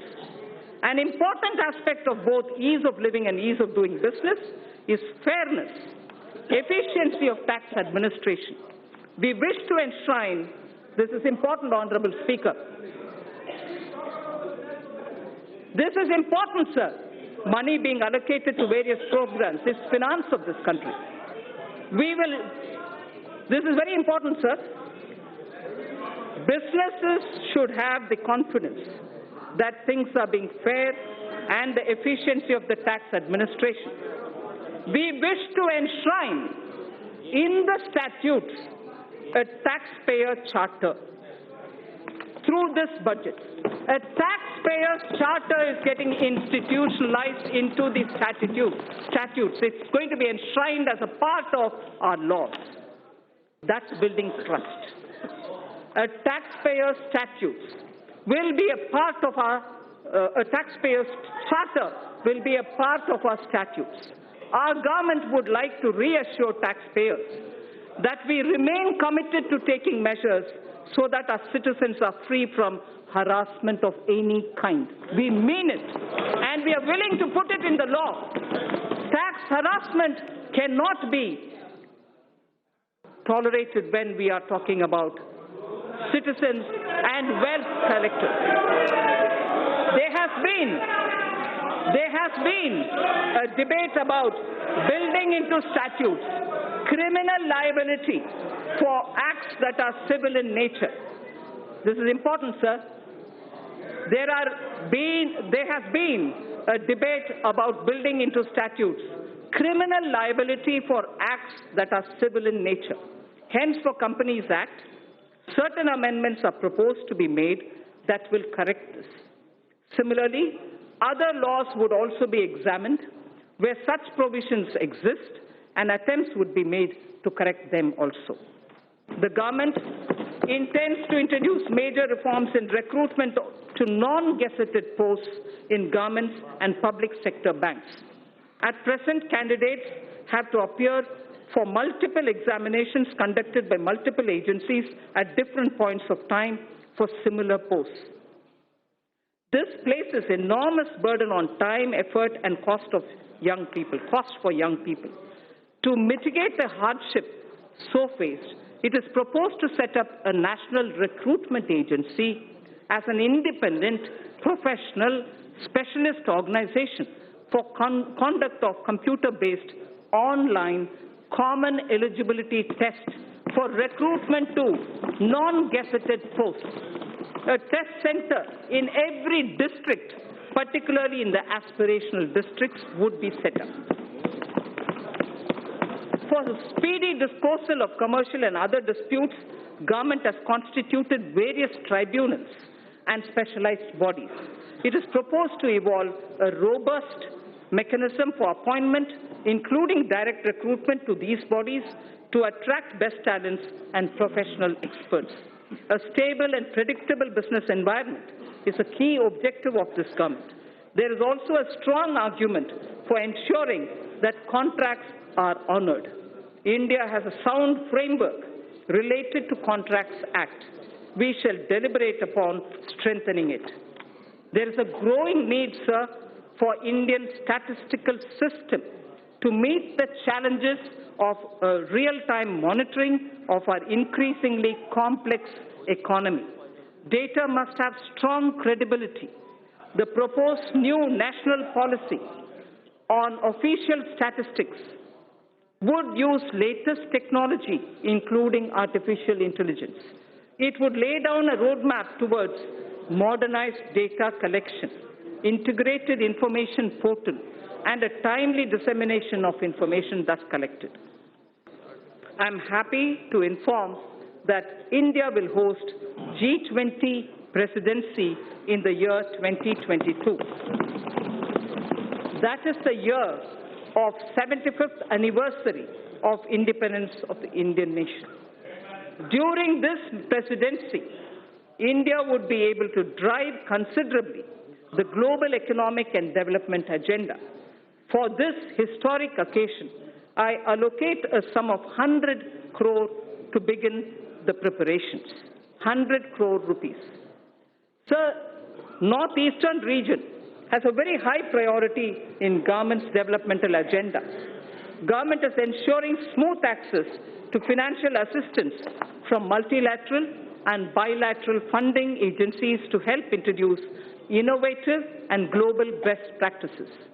Central government has effectively used an online portal to reduce gestation period of online. This has improved the flow of funds to the Northeast region. The government is fully committed to supporting the all-round development of the newly formed Union Territories of Jammu and Kashmir and the Union Territory of Ladakh. Accordingly, an amount of 30,757 crore has been provided for the financial year 2020-21. An amount of 5,958 crore has been provided for the Union Territory of Ladakh. So that was one hand, which is governance. Now I come to the other, which is the financial sector. If governance was described as one of the pair of the hands holding the bouquet consisting of aspirational India, economic development and caring India, the other is the financial sector. A clean, reliable, robust financial sector is critical to the economy. A clean, reliable and robust financial sector is critical to the economy. In our efforts to achieve the US $5 trillion economy, the financial architecture should evolve. The financial architecture should keep evolving and move from strength to strength. We had earlier approved consolidation of 10 banks into 4. In the last few years, the Government of India has infused about 3,50,000 crores by way of capital into public sector banks for both regulatory and growth purposes. Governance reforms would be carried out in these banks so that they become more competitive. A few among them will be encouraged to approach capital market to raise additional capital. Sir, I wish to inform this august House that robust mechanism is in place to monitor the health of all scheduled commercial banks and that depositors' money is absolutely safe. I wish to underline this point, sir, that this August House should know that robust mechanism is in place to monitor the health of all scheduled commercial banks and that depositors' money is absolutely safe. Further, the Deposit Insurance and Credit Guarantee Corporation has been permitted to increase deposit insurance coverage for a depositor, which is now standing at 1 lakh of rupees to 5 lakh per depositor. Sir, the insurance cover for a depositor is at 1 lakh now. Now we are raising it to 5 lakh for each depositor. Sir, to strengthen the cooperative banks, amendments to the Banking Regulation Act are proposed for increasing professionalism, enabling access to capital, and improving governance and oversight for sound banking through the RBI. The limit for NBFCs to be eligible for debt recovery under the Securitization and Reconstruction of Financial Assets and Enforcement of Security Interests under the SARFAESI Act 2002 is proposed to be reduced from 500 crores to asset size 100 crores only, or loan size from existing 1 crore to 50 lakhs. Therefore, we feel many of the small NBFCs which can come for debt recovery would be far easily done for smaller companies. In the last few years, the government has taken concrete steps to bring our banking system to be robust.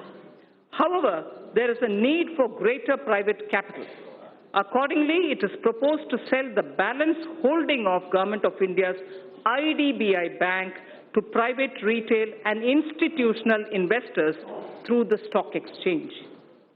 There is a need, sir, to take further steps to bring in transparency and greater professionalism in public sector banks. The government will take appropriate measures towards this end. So to help easy mobility while in jobs, we wish to infuse into the universal pension coverage with auto-enrollment. Also, we wish to place such mechanisms which can enable interoperability and provide safeguards for the accumulated corpus. Regulating role of PFRDAI, which is the pension regulatory body, requires strengthening. Necessary amendments would be carried out in Pension Fund Regulatory Development Authority of India Act that will also facilitate separation of NPS trust for government employees from the PFRDAI. This would also enable establishment of a pension trust by the employees other than from the government. I am confident that this will motivate citizens to plan for their old age. So this section, which I will now speak, will relate to the MSMEs. MSMEs are vital to keep the wheels of our economy moving. They also create jobs, innovate, and also risk takers, and they are risk takers. Several measures for the MSMEs have been taken in the past few years. There are more steps proposed in this budget also. I propose to make necessary amendments to the Factor Regulation Act 2011. This will enable NBFCs to extend invoice financing to the MSMEs through TREDS, thereby enhancing the economic and financial sustainability. Working capital credit remains a major issue for the MSMEs. It is proposed to introduce a scheme to provide subordinate debt for entrepreneurs of MSMEs. This subordinate debt to be provided by banks would count as quasi-equity and would be fully guaranteed through the Credit Guarantee Trust for medium and small entrepreneurs. The corpus of the CGT MSC would accordingly be augmented by the government. More than 5 lakh MSMEs have benefited from restructuring of debt permitted by RBI in the last year. The restructuring window was to end on 31st March 2020.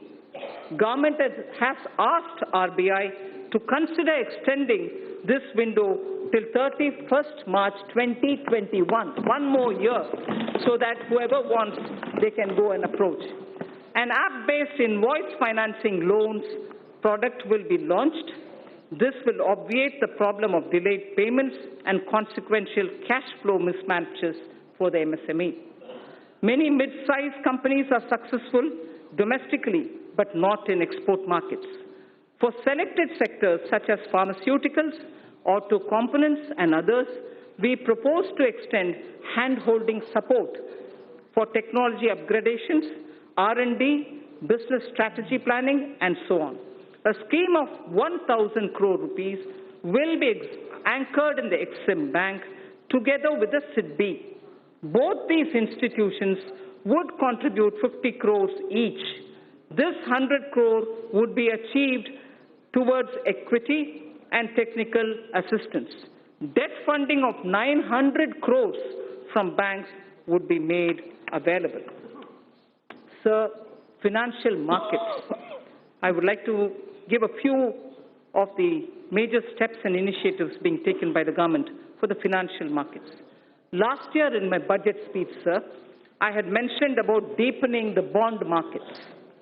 To achieve the aspirational growth rate, we would require flow of capital in our financial system. A lot of work has been done on this in consultation with the RBI. Honorable Speaker, sir, I am pleased to inform this House of the developments. Certain specified categories of government securities would be opened fully for non-resident investors, apart from being available to domestic investors also. The limit for FPI in corporate bonds, currently at 9% of outstanding stocks, will be increased to 15% of the outstanding stock of corporate bonds. To improve investors' confidence and to expand the scope of credit default swaps, we propose to formulate a legislation to be placed soon before this House for laying down a mechanism for netting of financial contracts. The debt-based exchange-traded fund, the ETF, recently floated by the government was a big success. Government proposes to expand this by floating a new debt ETF consisting primarily of government securities. This will give retail investors access to government securities as much as giving an attractive investment for pension funds and long-term investors. So to address the liquidity constraints of the NBFCs and the HFCs, this was very much talked about between July and December last year, sir, 2019. Liquidity constraints was very frequently mentioned to us. So to address liquidity constraints of the NBFCs and the housing finance corporations, post the Union Budget 2019-20, the government formulated a partial credit guarantee scheme for the NBFCs. To further the support of providing liquidity, a mechanism would be devised. Government will offer support by guaranteeing securities that are so floated. Infrastructure financing.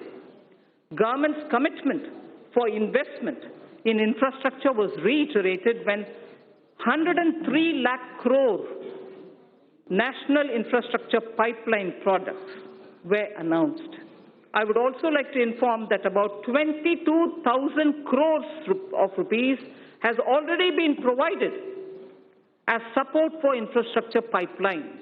On December 31st, if honorable members would recall, a national pipeline consisting of more than 6,500 projects were announced. 22,000 crore has already been provided as support to infrastructure pipeline. This would cater for equity support to infrastructure finance companies such as the IIFCL and a subsidiary which is of NIIF. So two institutions, IIFCL and the subsidiary of NIIF, take it. They would leverage it as permissible to create financing pipeline of more than 1 lakh crores. This would create a major source of long-term debt financing for infrastructure projects and fulfill a long-awaited requirement. So the IFSC, GIFT City, has the potential to become a center of international finance as well as a center for high-end data processing.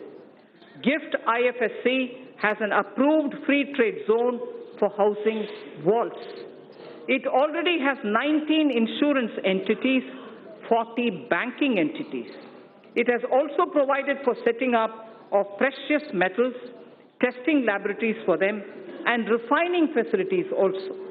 With the approval of the regulator, GIFT City would now set up an international bullion exchange in GIFT City IFSC as an additional option for trade by global market participants.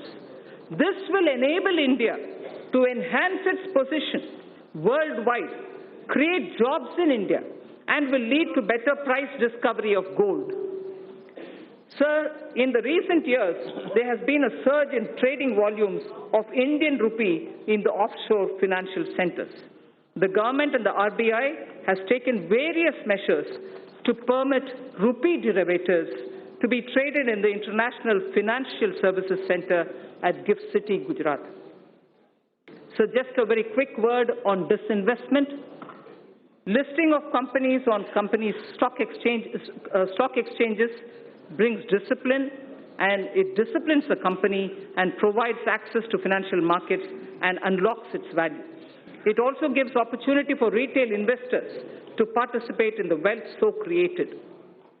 The government now proposes to sell a part of its holding in the LIC by way of initial public offer. Initial public offer. Sir, fiscal management. The 15th Finance Commission. The 15th Finance Commission has given its first report pertaining to financial year 2020-2021. In the spirit of cooperative federalism, I am pleased to announce that we have in substantial measure accepted the recommendations of the Commission. The Commission would submit its final report to the President during the latter part of the year for 5 years beginning 2021-22.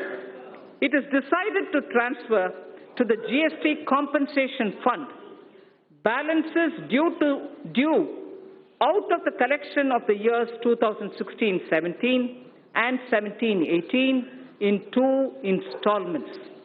Hereinafter, transfers to the fund would be limited only to the collection by way of GST compensation cess.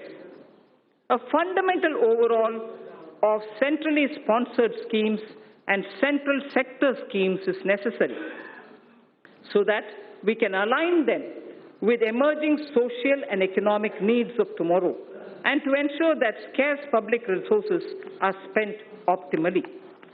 Recently, there has been a debate over transparency and credibility of the projected fiscal numbers. Let me assure the House that the procedure adopted is compliant with the FRBM Act. This is also consistent with the practices hitherto followed. However, for greater clarity, I have enumerated those central government debt that are not part of the market borrowing and are used to fund the expenditure at the annex. I'd like to repeat this line, sir.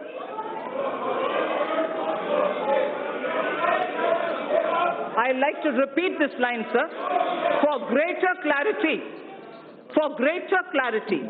I have enumerated those central government debts that are not part of market borrowing and are used to fund the expenditure at the annex. Servicing of interest and repayment of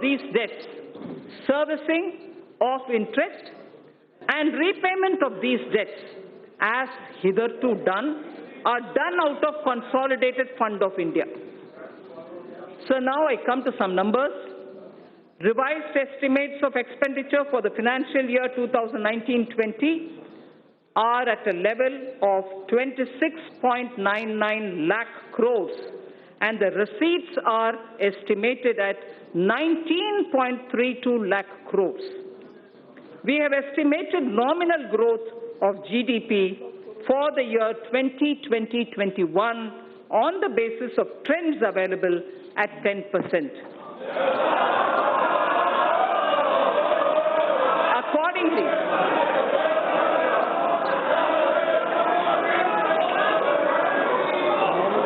we have estimated, sir, let me finish, sir.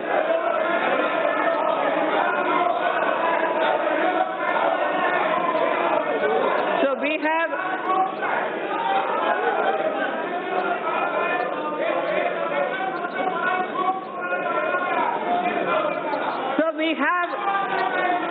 estimated the nominal growth. We have estimated the nominal growth of GDP for year 2020-21 on the basis of trends available at 10%. Accordingly, receipts for the year 2020-21 are estimated at 22.46 lakh crores. And keeping in mind commitment of the government towards various schemes and the need for improvement of the quality of life, level of expenditure has been kept at 30.42 lakh crores. Sir, during the year, government has unfailingly worked towards keeping up capital expenditure. Actually, there is substantial enhancement. All the flagship schemes of the government have been fully provided for. Details may be seen in the annexes to the printed copy of my speech. Every budget must appropriately address the issue of fiscal deficit. Every budget must appropriately address the issue of fiscal deficit. Recently, government has undertaken very significant tax reforms for boosting investment. However, expected tax buoyancy will take time. We estimate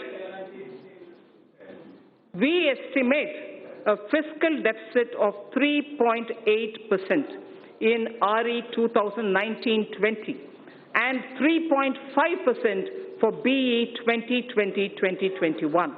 This estimation is consistent with the government's abiding commitment to macroeconomic stability, and it comprises of A, 3.3 for year 2019-20 and 3 for the 2020-2021 budget estimate, and B, Section 4(2) of the FRBM Act, which provides for a trigger mechanism for a deviation from the estimated fiscal deficit on account of structural reforms in the economy with unanticipated fiscal implications.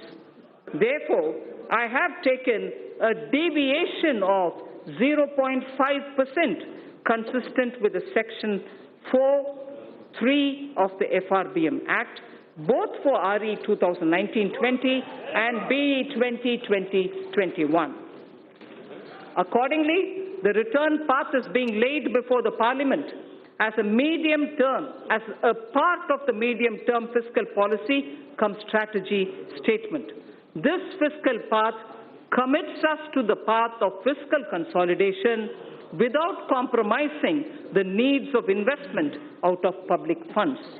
Accordingly, net market borrowings for the year 2019-20 would be 4.99 lakh crore, and for the year 2020-21, it would be 5.36 lakh crores.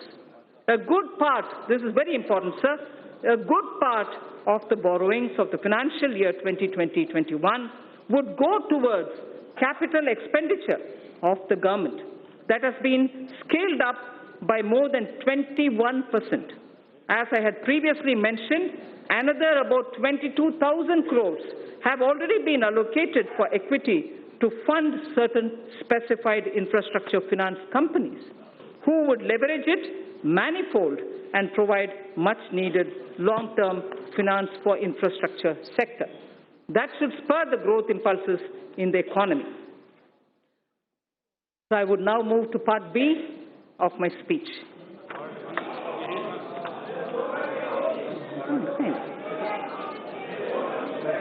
Thanks.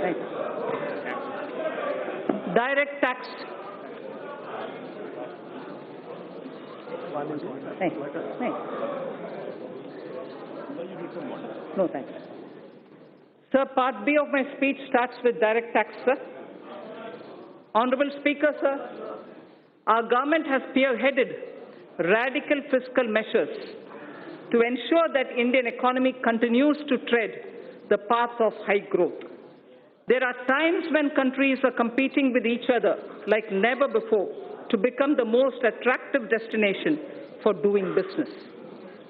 Therefore, to make sure that India stays globally competitive and a favored destination for investment, we took a bold historic decision of reducing the corporate tax rate for new companies in the manufacturing sector to an unprecedented level of 15%. Similarly, for the existing companies, the rate has also been brought down to 22%, which is the lowest in the world now. This will enable companies to expand their businesses and make fresh investments in the coming future. Though we will have loss of substantial revenue due to these measures in the short run, I'm certain that our economy will reap huge returns on this score in due course. So one quick verse from Raghuvamsa, written by Kalidasa.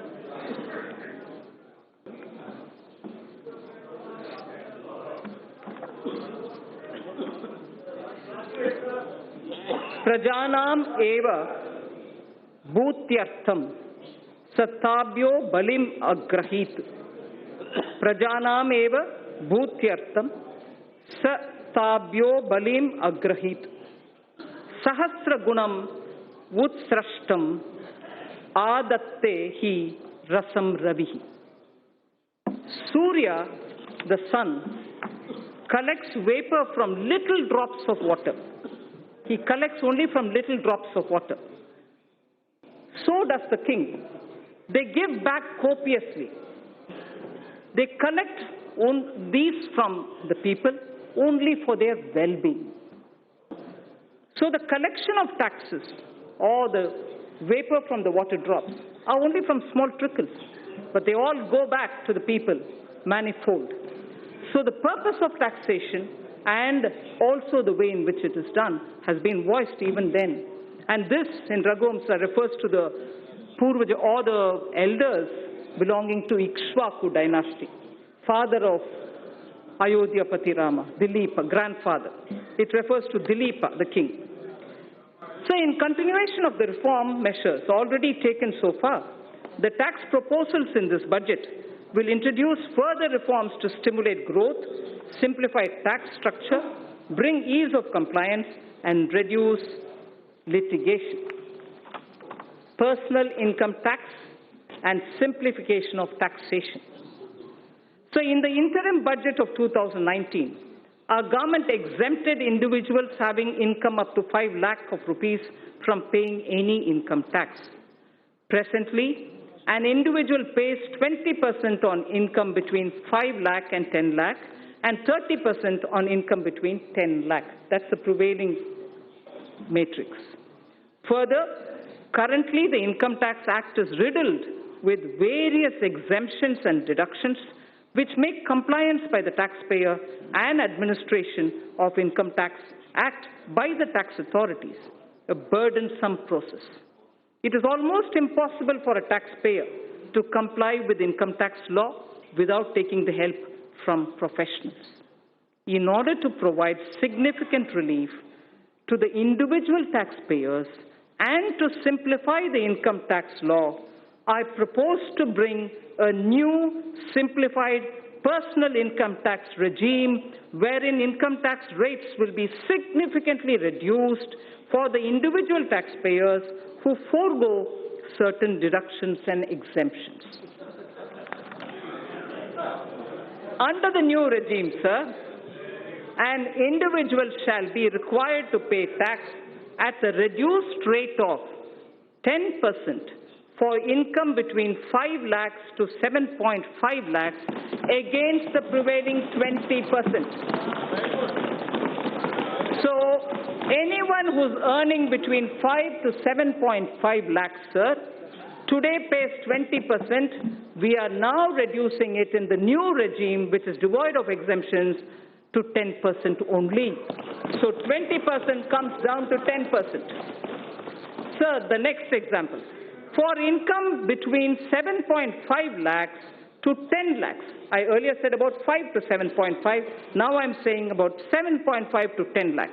So for income between 7.5 lakh to 10 lakh, he or she will pay at the reduced rate of 15% only against the current prevailing 20%. Sir, similarly, for the income between 10 lakhs to 12.5 lakhs, presently the tax is 30%. For income between 10 lakh to 12.5 lakh, the present prevailing rate is 30%. That is now being brought down to 20% only. Sir, the income between, I spoke about 10 to 12.5 lakhs. Now, 12.5 lakhs to 15 lakhs will be taxed At the moment, 12.5 to 15 lakhs is taxed at 30%. Now, those earning between 12.5 lakhs to 15 lakhs will be charged at 25% only. Sir, incomes above 15 lakhs will be continued at 30%, but no exemptions at all. Those earning up to 5 lakhs shall not pay any tax either in the old regime or in the new regime. So the proposed tax structure will provide significant relief to taxpayers and more so to those in the middle class. I just want to very clearly read out 0 to 2.5 lakhs exempt now, will be exempt in the new scheme also. 2.5 lakhs to 5 lakhs, 5% now will be 5% in the new tax rate. 5 to 7.5 lakhs, 20% now will become 10% in the new rate. 7.5 to 10 lakhs, 20% now will be 15% in the new. 10 to 12.5 lakhs, 30% now will now come to 20%. 12.5 to 15 lakhs, 30% now, 25% in the new rate. Above 15 continues at 30%. In the new tax regime, sir, substantial tax benefit will accrue to a taxpayer depending upon the exemptions and deductions claimed by him. For example, just to make it clear, for example, a person earning 15 lakh of rupees in a year and not availing any deductions whatsoever will pay 1,95,000 as compared to 2,73,000 that is paying now in the old regime. So his tax burden shall be reduced by 78,000 rupees. That will be the reduction in the tax that he has to otherwise pay. Then this is the example of somebody who earns 15 lakhs. He would still be a gainer. He would still be a gainer in the new regime, even if he was taking deduction of 1.5 lakh under various sections of Chapter 6A of the Income Tax Act under the old regime. The new tax regime, sir, shall be optional for taxpayers, so there's no compulsion. Those who want to be in the old regime can continue to be in the old regime, in the old rates, in the whole sets of exemptions and deductions. But those who wish to come into the new are welcome to come into the new. An individual who is currently availing more deductions and exemptions under the Income Tax Act may choose to avail them and continue to pay the tax in the old regime. A new personal tax income tax rates will entail estimated revenue foregone of 40,000 crores per year. We have also initiated measures to pre-fill income tax return so that an individual who opts for the new regime would need no assistance from an expert to file his return and pay income tax. Sir, I will have to put this observation here. In order to simplify income tax system, I have reviewed all the exemptions and deductions which got incorporated in the income tax legislation over the past several decades. In fact, I have that list with me, sir. I have reviewed all the exemptions and deductions which got incorporated in the income tax legislation over the past several decades. It was surprising to know that currently more than 100 exemptions and deductions of different nature are provided in the Income Tax Act. No wonder the code is like this, the book. I have removed around 70 of them. I have removed around 70 of them in the new simplified regime. We will review and rationalize the remaining exemptions and deductions in the coming years, with a view to further simplifying the tax system and lowering tax rates. Sir, the dividend distribution tax. Currently, companies are required to pay dividend distribution tax on the dividend paid to its shareholders at the rate of 15% plus applicable surcharge and cess in addition to the tax payable by the company on its profits. It has been argued that the system of levying DDT results in increase in tax burden for investors and especially those who are liable to pay tax less than the rate of DDT if the dividend income is included in their income. Further, non-availability of credit of DDT to most of the foreign investors in their home country results in reduction of rate of return on equity capital for them. In order to increase the attractiveness of the Indian equity market and to provide relief to a large class of investors, I propose to remove the DDT and adopt the classical system of dividend distribution tax, under which companies would not be required to pay DDT. The dividend shall be taxed only in the hands of the recipients at their applicable rates. Further, in order to remove the cascading effect, I also propose to allow deduction for the dividend received by holding company from its subsidiary. The removal of DDT will lead to estimated annual revenue foregone of 25,000 crores. This is another bold move, sir, which will further make India an attractive destination for investment. Sir, concessional rate for electricity generation companies. In order to give boost to the manufacturing sector, new provisions were introduced in September 2019, offering a concessional corporate tax rate of 15% to the newly incorporated domestic companies in the manufacturing sector, which start manufacturing by March 31st, 2023, the corporate rate cut which happened in September. In order to attract investment in power sector, I propose to extend the concessional corporate tax rate cut down to 15% to new domestic companies engaged in the generation of electricity as well. So that corporate rate, which came down to 15% for the new manufacturing companies, will now be available even for power generation companies too. So tax concession for foreign investments. In order to incentivize the investment by foreign sovereign wealth funds of foreign governments in the priority sector, I propose to grant 100% tax exemption to their interest, dividend, and capital gains income in respect of investment made in infrastructure and other notified sectors before 31st March 2024 with a minimum lock-in period of 3 years.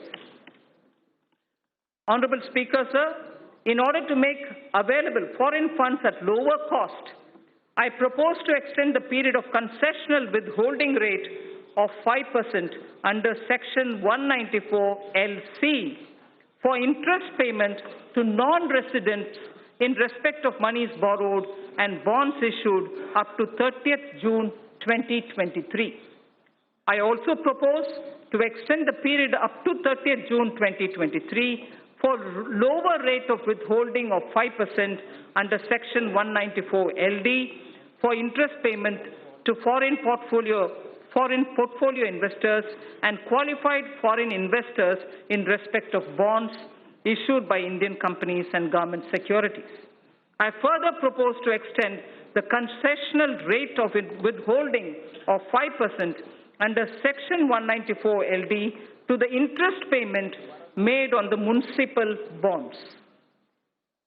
In order to incentivize listing of bonds at IFSC exchange, I propose to further reduce the withholding rate from 5% to 4% on interest payment on the bonds listed on its exchanges. Startups. Startups have emerged as an engine of growth for our economy.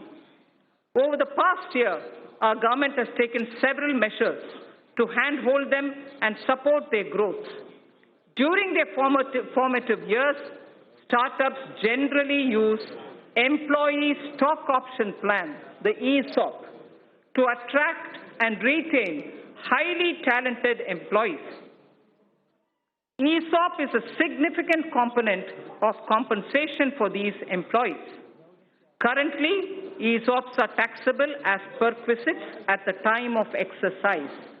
This leads to cash flow problems for the employees who do not sell the shares immediately and continue to hold the same for long term. In order to give a boost to the startup ecosystem, I propose to ease the burden of taxation on the employees by deferring the tax payment by 5 years or till they leave the company or when they sell their shares, whichever is the earliest. Further, an eligible startup having turnover of up to 25 crores is allowed a deduction of 100% of its profits for 3 consecutive assessment years out of 7 years. If the total turnover does not exceed 25 crore rupees. In order to extend this benefit to larger startups also, I propose to increase the turnover limit from existing 25 crores to 100 crores. Moreover, considering the fact that in the initial years, a startup may not have adequate profit to avail this deduction, I propose to extend the period of eligibility for claim of deduction from the existing 7 years to 10 years.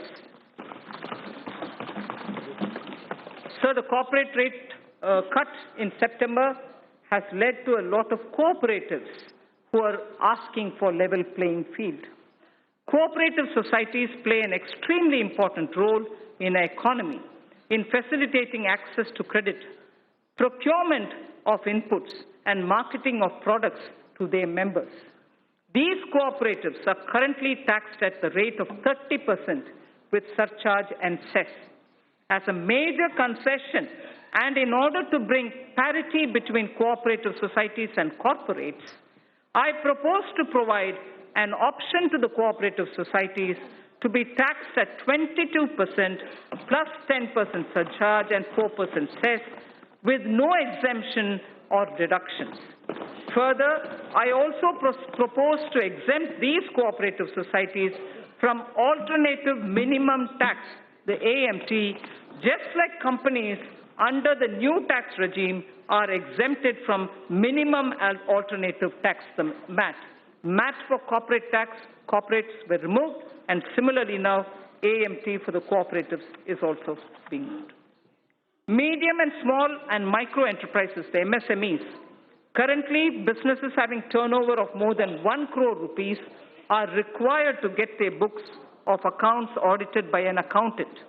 In order to reduce the compliance burden on small retailers, traders, shopkeepers who comprise the MSME sector, I propose to raise by 5 times the turnover threshold for audit from the existing 1 crore to 5 crores. So up to 5 crores, there wouldn't be a requirement for auditing of their accounts. Further, in order to boost less cash economy, I propose that the increased limit shall apply only to those businesses which carry out less than 5% of their businesses and business transactions in cash. So we wish to move to greater digitization. Affordable housing. For realization of the goal of housing for all and affordable housing, in the last budget, I had announced an additional deduction of up to 1,50,000 rupees for interest paid on loans taken for the purchase of an affordable house. The deduction was allowed on housing loans sanctioned on or before 31st March 2020. In order to ensure that more persons avail this benefit and to further incentivize the affordable housing, I propose to extend the date of loan sanction for availing this additional deduction by 1 more year. Further, in order to boost the supply of affordable houses in the country, a tax holiday is provided on the profits earned by developers of affordable housing projects approved by 31st March 2020. In order to promote the affordable housing projects, I propose to extend the date of approval of affordable housing projects for availing the tax holiday by 1 more year again. I propose to extend the date of approval of affordable housing projects for availing this tax holiday by 1 more year. So next is the concession to real estate transactions.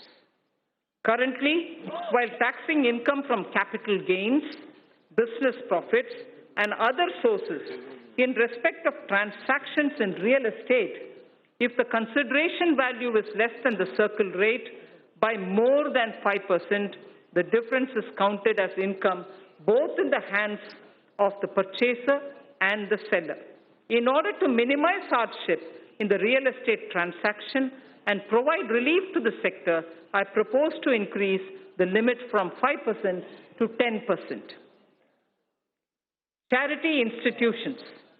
Acknowledging the important role played by the charitable institutions in the society, the income of these institutions is fully exempt from taxation.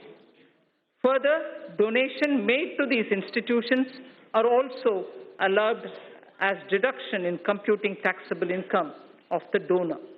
Currently, a taxpayer is required to fill the complete details of the in the donation done in the income tax return for availing deduction. In order to ease the process of claiming deduction for donation, it is proposed to pre-fill the donee's information in taxpayer's return on the basis of information of donations furnished by the donee. This would result in hassle-free claim of deduction for the donation made by the taxpayer. Further, in order to claim the tax exemption, the charity institution had to be registered with the income tax department. In the past, the process of the registration was completely manual and scattered all over the country.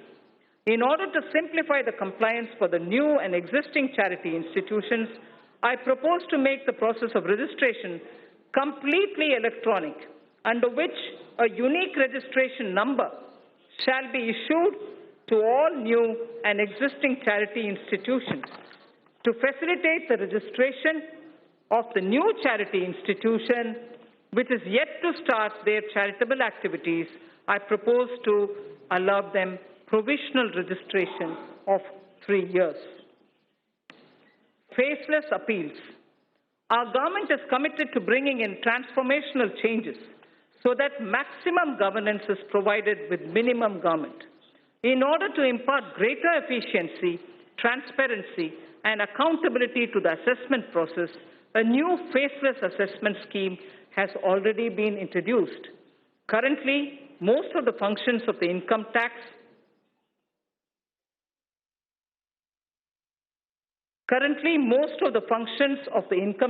department, starting from the filing of return, processing of returns, issuance of refunds, and assessment, are performed in the electronic mode without any human interface. In order to take the reforms initiated by the department to the next level and to eliminate human interface, I propose to amend the Income Tax Act so as to enable faceless appeal on the lines of faceless assessment. So faceless assessment was done, now faceless appeals will also be possible. Sir, Honorable Speaker, Vivad se Vishwas scheme. Vivad se Vishwas scheme. No dispute, but only trust scheme. If I can say it in English, no dispute, but trust scheme. Vivad se Vishwas scheme. Sir, in the past, our government has taken several measures to reduce tax litigations. In the last budget, Sabka Vishwas scheme was brought in to reduce litigation. in indirect taxes. It resulted in settling over 1,89,000 cases. Currently, there are 4,83,000 direct tax cases. 4,83,000 direct tax cases pending in various appellate forums, Commissioner of Appeals, Income Tax Appellate Tribunal, High Court, Supreme Court, and so on. This year, I propose to bring a scheme similar to the indirect tax Sabka Vishwas scheme for reducing the litigation even in the direct taxes. Under the proposed Vivad se Vishwas scheme, a taxpayer would be required to pay only the amount of disputed tax and will get complete waiver of interest and penalty provided he pays by 31st March 2020. Those who avail this scheme after 31st March 2020 will have to pay some additional amount, but even then they can come in.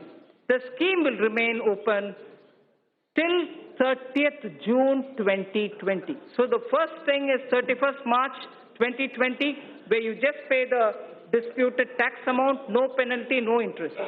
In case you don't do it before that, you move over to 30th June, but where you pay some additional amount. Taxpayers in whose cases appeals are pending at any level can benefit from this scheme. I hope that taxpayers will make use of this opportunity to get relief from vexatious litigation process. The losses of merged banks.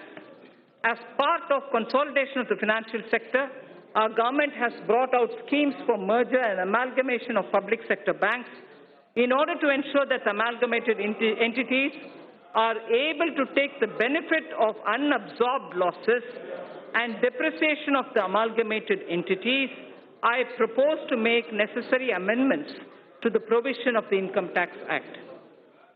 Taxpayers' Charter. I mentioned it briefly in Part A. Any tax system requires trust between taxpayers and the administration. This will be possible only when taxpayers' rights are clearly enumerated. Towards this end, and with the objective of enhancing the efficiency of delivery system of the Income Tax Department, I propose to amend the provisions of the Income Tax Act to mandate the Central Board of Direct Taxes, CBDT, to adopt a taxpayer's charter. The details of the contents of the charter will be notified soon. Instant PAN through Aadhaar. In the last budget, I had introduced the interchangeability of PAN and Aadhaar, for which necessary rules were already notified. In order to further ease the process of allotment of PAN, soon we will launch a system under which PAN shall be instantly allotted online on the basis of Aadhaar without any requirement for filling up of detailed application form. Sir, our government brought in the GST as a historic reform of the indirect taxes in 2017. We also took a path-breaking step of simplifying and rationalizing corporate tax in September 2019. More importantly, we offered a rate of corporate tax which perhaps is the lowest in the world. Continuing on this path, we have now put the personal income tax at its lowest ever rate and totally removed the DDT at the company's hands. Further, the direct taxes are now the lowest, simplest, and the smoothest. Direct tax on the startups have also seen many reformatory steps in quick succession. Even ease of compliance is seeing unprecedented changes. Last but not the least, personal interface with tax administration is at the minimum level. So last, indirect tax. Indirect tax, sir. As I mentioned earlier in Part A of my speech, Reforms are continuing in the GST. A simplified return shall be implemented from 1st April 2020. This is under the pilot run. It will make return filing simple with features like SMS-based filing for nil return, return pre-filling, improved input tax credit flow, and overall simplification. Refund process has been simplified and has been made fully automated with no human interface. Electronic invoice is another innovation wherein critical information shall be captured electronically in centralized system. It will be implemented in a phased manner starting from this month itself on optional basis. It will facilitate compliance and return filing. Several measures have been taken for improving compliance. That has been a worry for many of the states. Aadhaar-based verification of taxpayers is being introduced.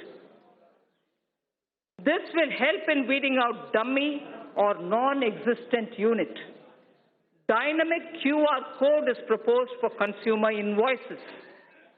GST parameters will be captured when payment for purchases is made through the QR code.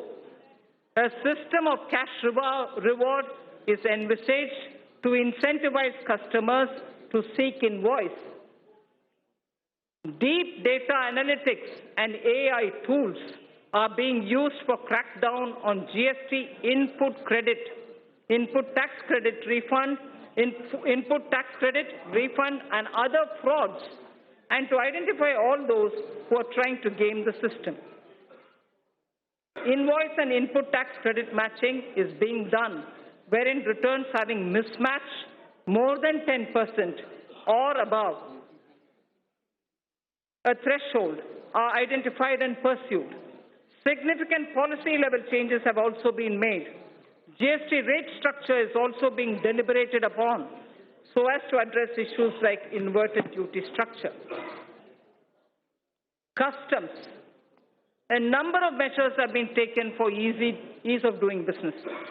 India's quantum leap in the trading across border parameter of ease of doing business rankings by the World Bank is a testimony to these efforts. India's rank on this parameter improved from 146 to 80 in 2018 and further to 68 in 2019. Measures have also been taken for providing a level playing field to our domestic manufacturers, particularly the MSME sector, and for securing our borders. It has been observed that imports under free trade agreements are on the rise. Undue claims of FTA benefits have posed threats to domestic industry. Such imports require stringent checks. In this context, suitable provisions are being incorporated in the Customs Act.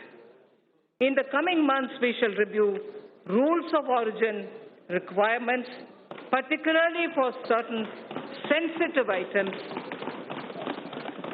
so as to ensure that FTAs are aligned to the conscious direction of our policy.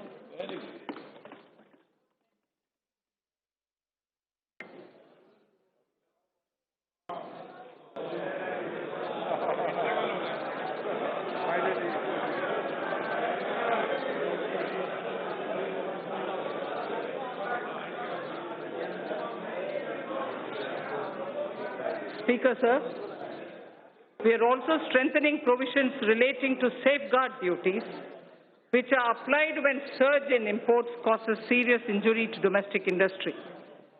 Amended provisions shall enable regulating such surge in imports in a systematic way.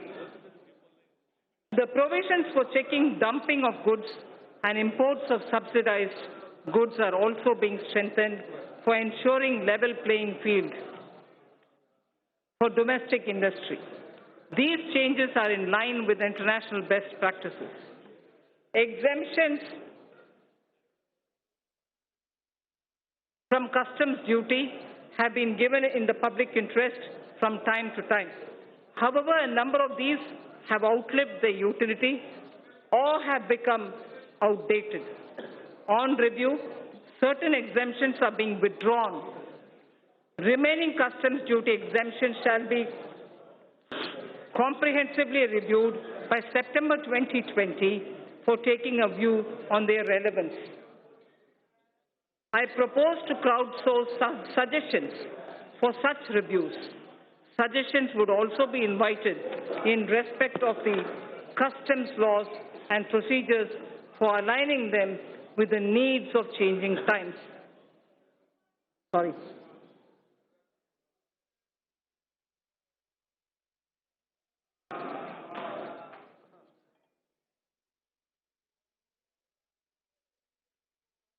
Labor-intensive sectors in MSME are critical for employment generation. Cheap and low-quality imports are impediment to our growth. Special attention has been taken to put measured restraint on import of these items, which are being produced by our MSMEs with better quality. Keeping in view the need of the sector, customs duty is being raised on items like footwear and furniture. Our policy of Make in India has started giving dividends. Need more water.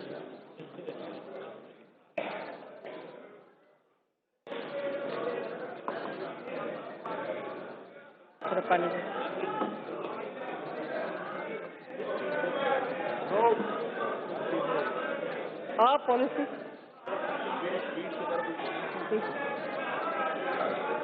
policy of Make in India has started giving dividends. India is now making world-class goods and exporting such products. We have made considerable progress in medical equipments too. Thank you. We have made considerable progress in medical equipment too. Till a few weeks back, we were dependent on imports for medical equipment. Now, not only we are manufacturing medical equipment, but also exporting them in large quantities. This sector deserves further fillip. Government has also been committed to provide health services to all. Ayushman Bharat has made it possible to achieve the twin objectives of giving impetus to the domestic industry and also to generate resources for health services. I propose to impose a nominal health cess by way of duty of customs on the imports of medical equipment, keeping in view that these goods are now being made significantly in India.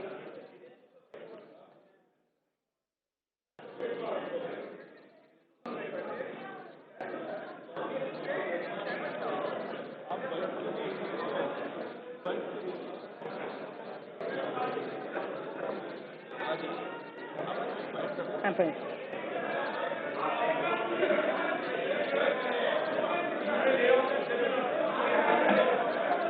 No. There are only 2 more pages. To achieve the twin objectives of giving impetus to the domestic industry and also to generate resources for health services,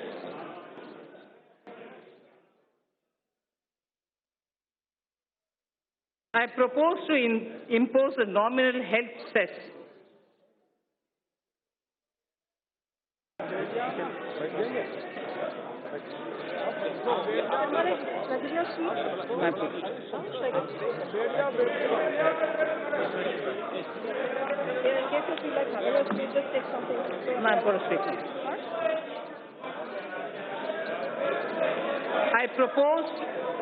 I propose to impose a nominal health cess by way of duty of customs on the import of medical equipment. Keeping in view that these goods are now being made significantly in India. The proceeds of this cess shall be used for creating infrastructure. So I think I will lay the rest of the pages, sir. Please consider as read.